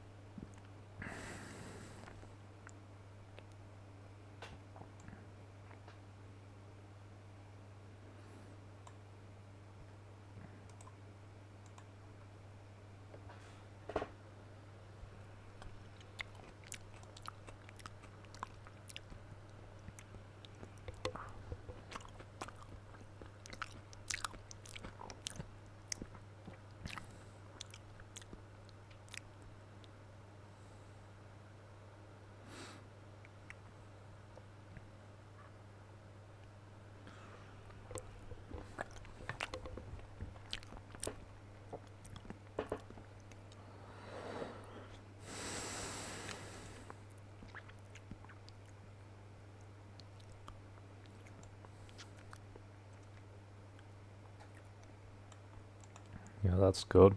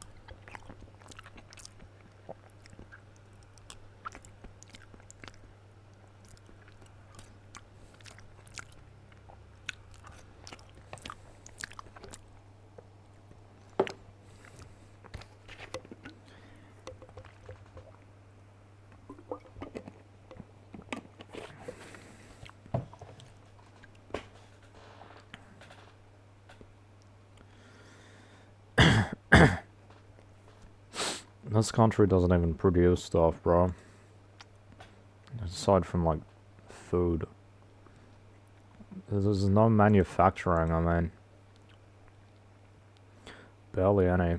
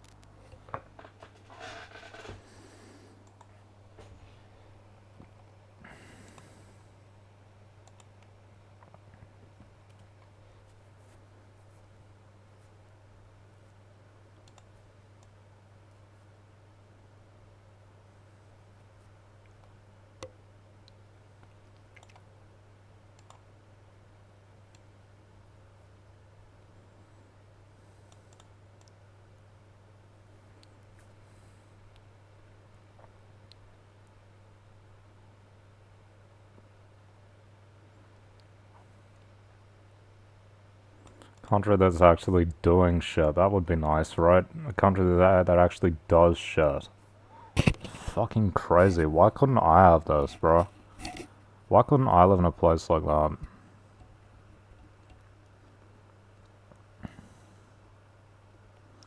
This country's backward. It's not going anywhere and it's not going to go anywhere. It's fucking stupid. All I can see for these places that I live in is like decline. It's going to decline and fail. Probably go to war soon. Because that's what they do when they can't figure out what else to do. They go to war. It's what the United States is probably going to go to war with China, and New Zealand will probably join them.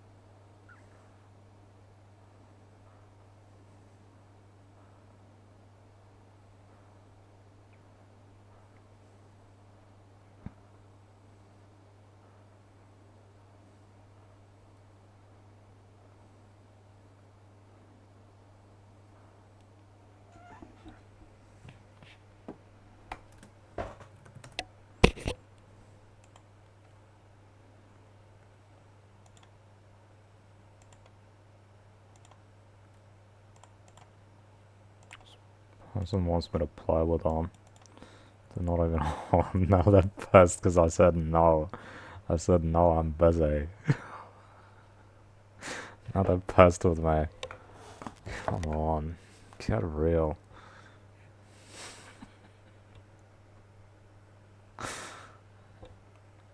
Sometimes I have other things to do. Seriously, I swear people take you being free all the time for granted. And they get pissed when you're not free.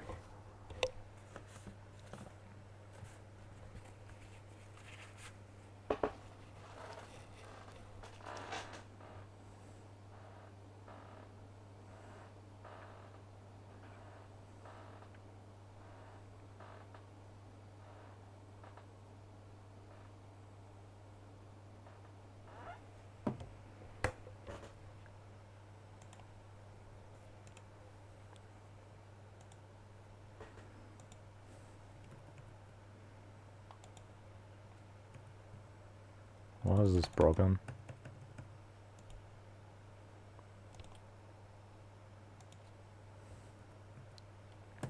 It's not letting me fucking type, bro.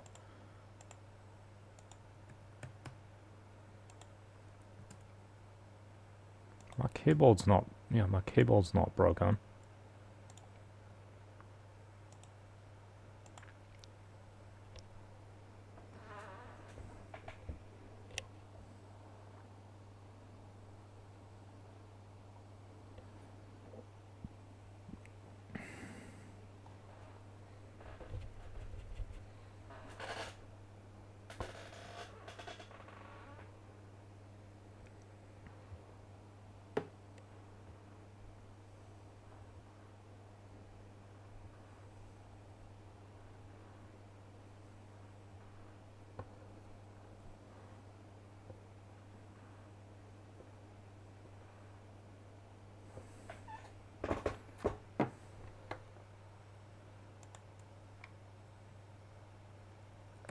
Jesus Christ, this ping is bad.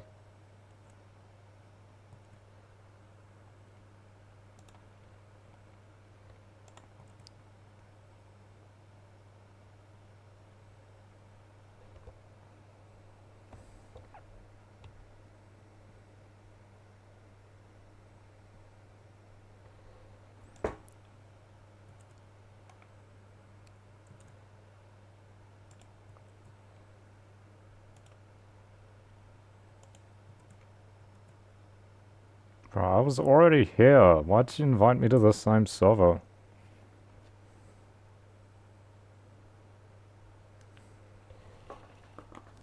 Isn't this the same server I was already on?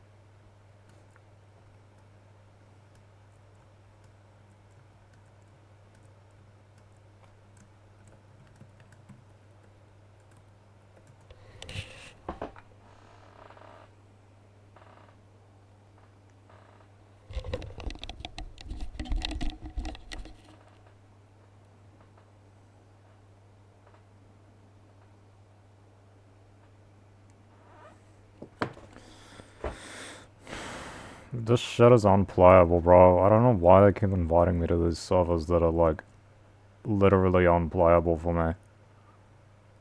And now she's quad.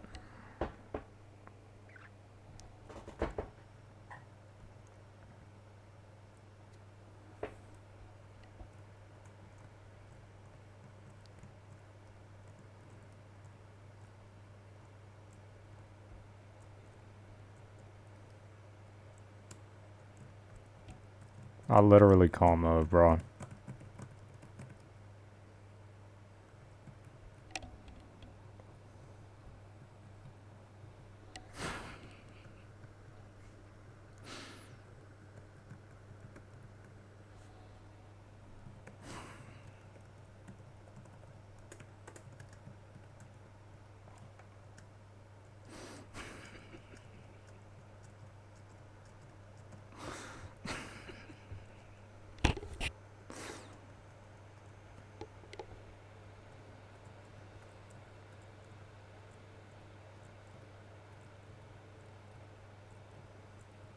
I can't move.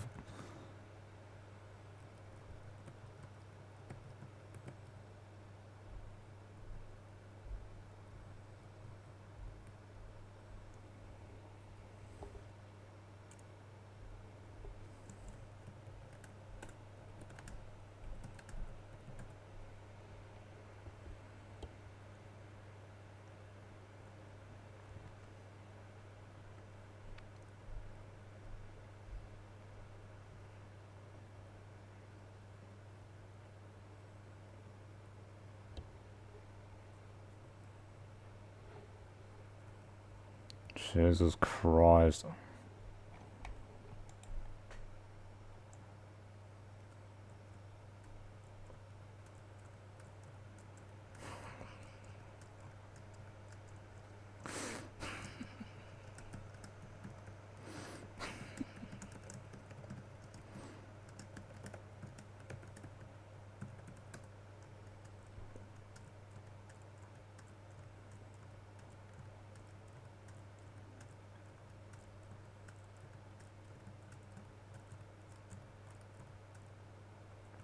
Jesus Christ.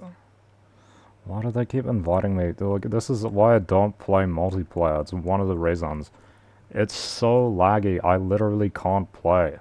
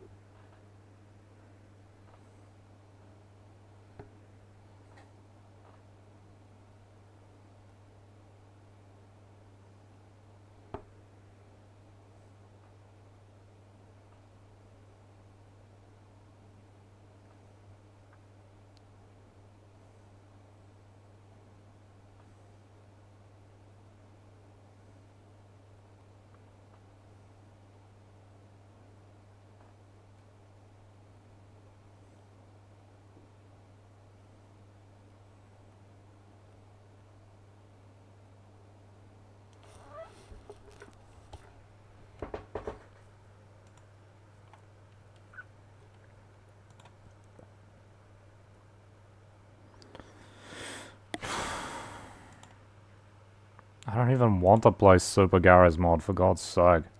It's boring. Even this is like 300 ping.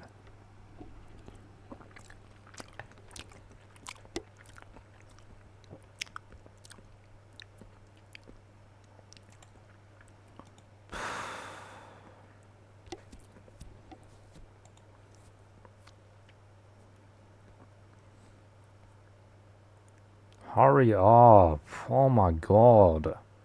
Just reloading a page.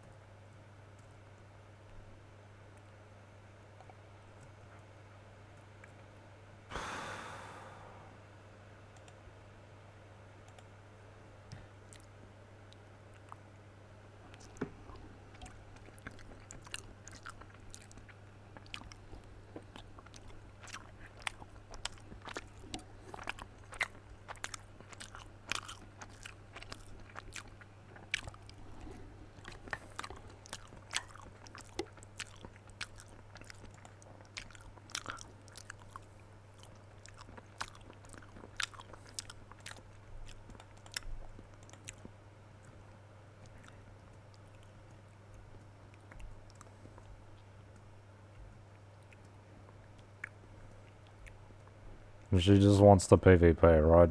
I can't PvP. It's not fun. Look at my ping, bro. So boring. I don't understand why she invites me. I've told her PvP sucks. What else are we doing?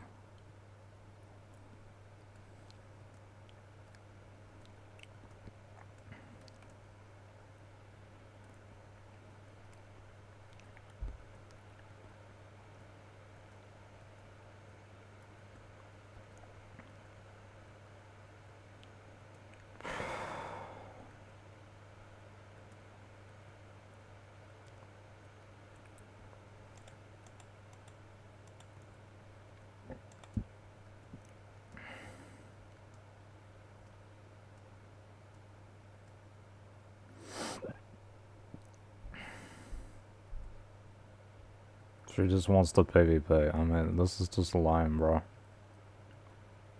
Why are we playing?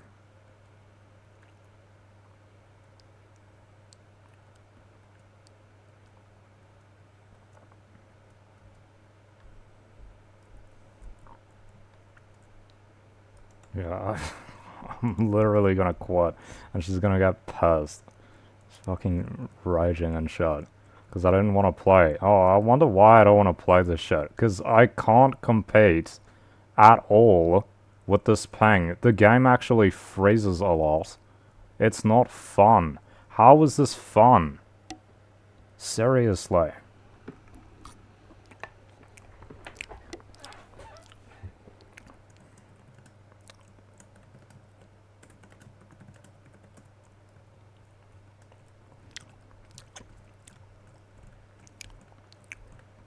My chat messages don't even come up.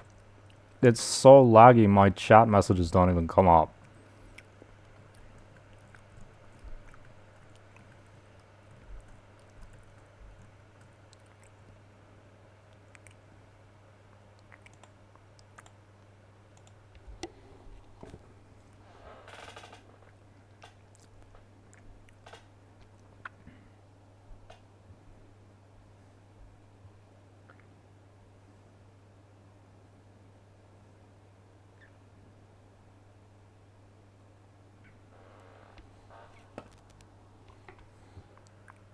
I had the screen off.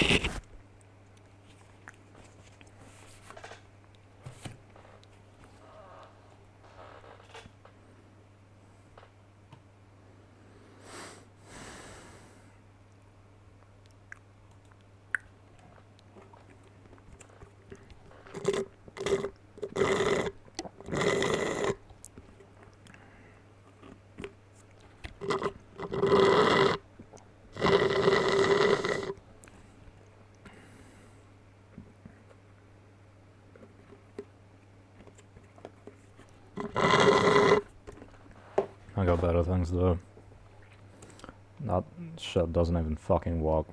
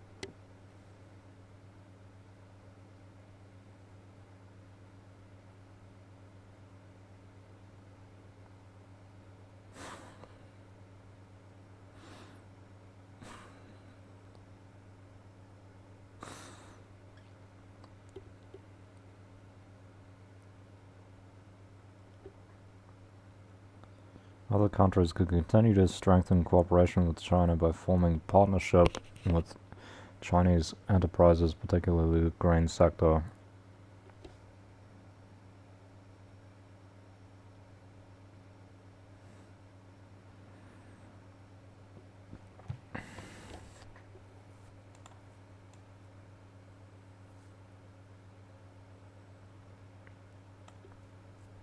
Yeah, they're not gonna do that. The Europeans don't like China.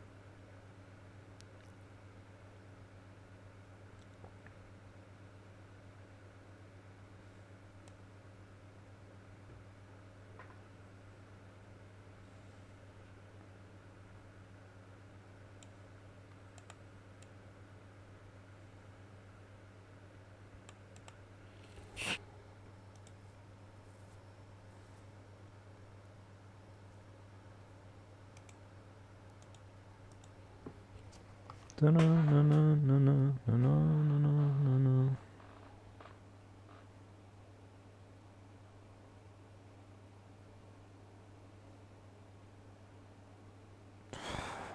don't want to play games. It's boring. I'm sick of it. I'm doing research. This is way more fun.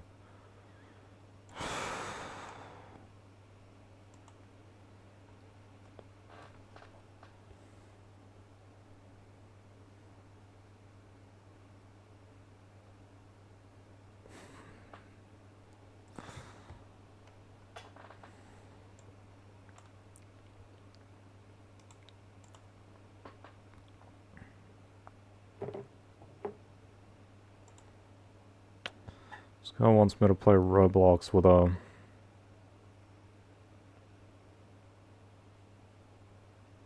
I don't don't even know where my Roblox client thing is. It's probably gonna ask me to log in again. I don't know what my password is.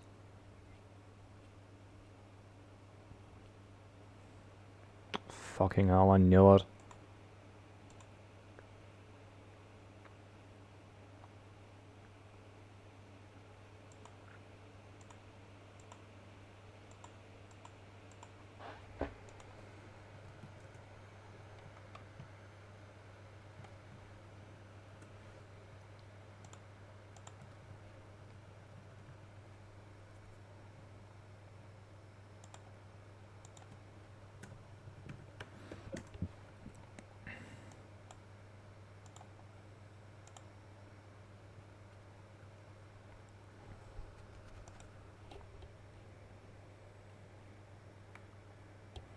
Oh my god, there's two-factor?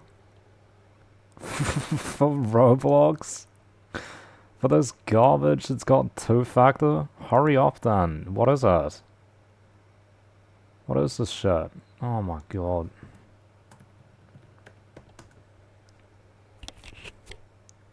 Why does she only have Garry's Mod and like Counter-Strike and Roblox? Doesn't she have any actual games?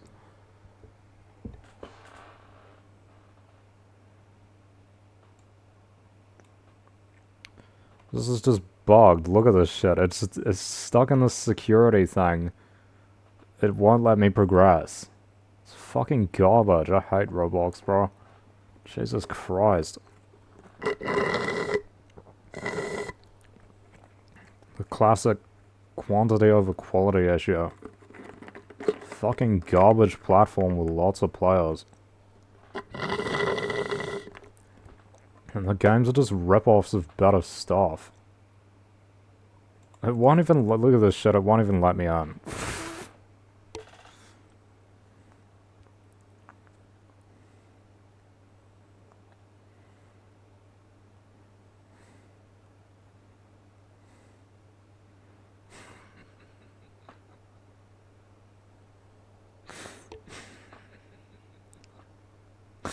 This thing's fucking garbage.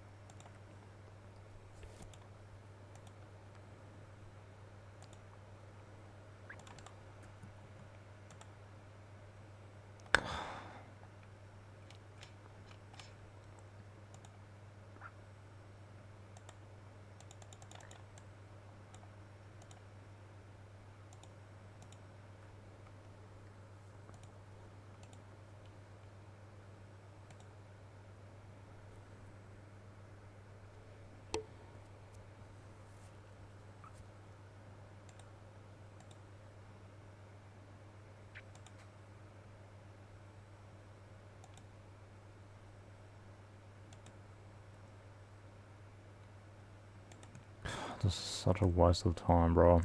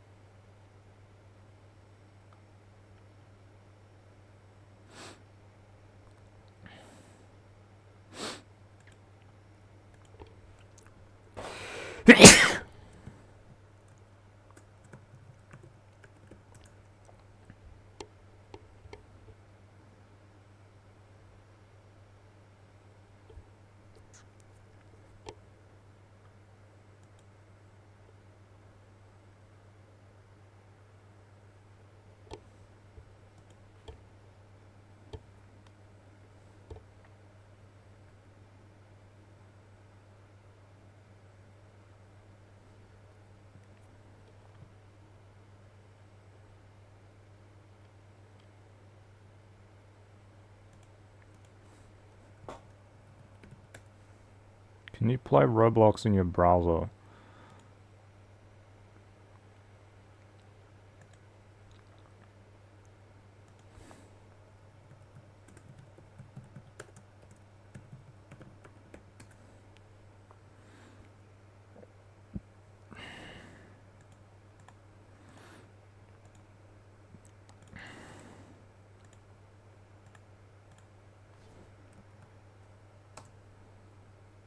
That is the right code, I just copied it.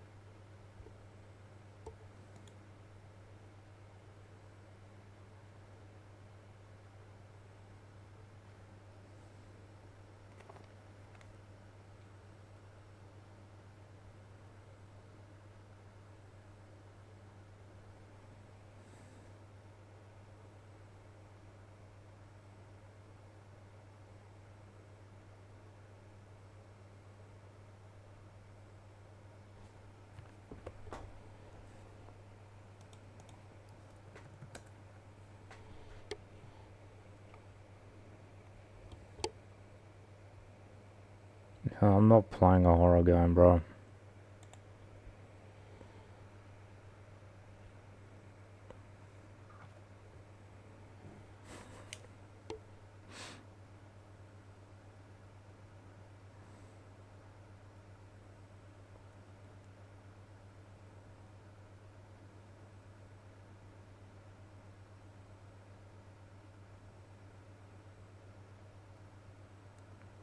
It's not even replying.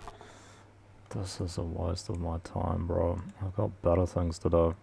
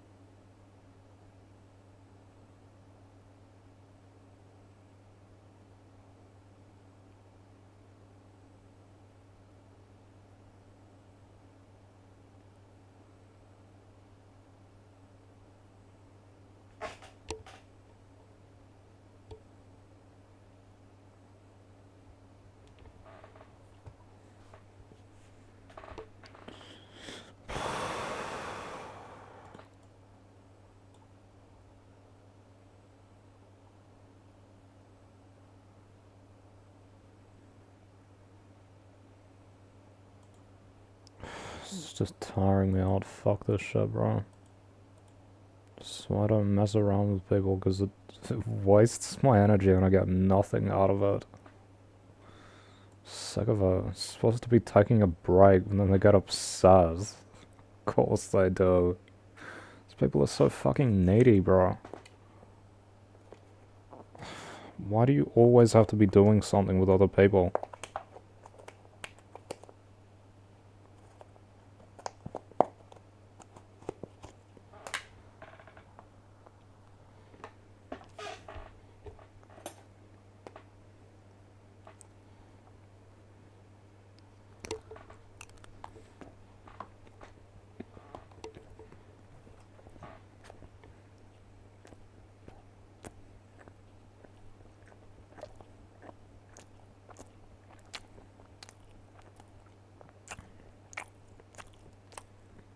Shit sucks. I don't even want to play games.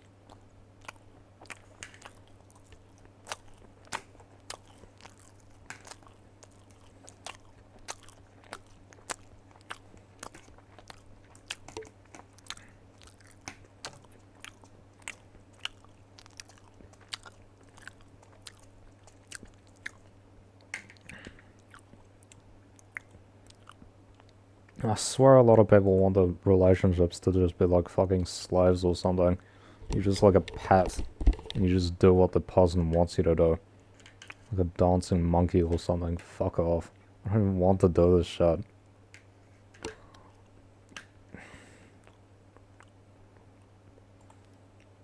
Seriously, I don't even like Roblox.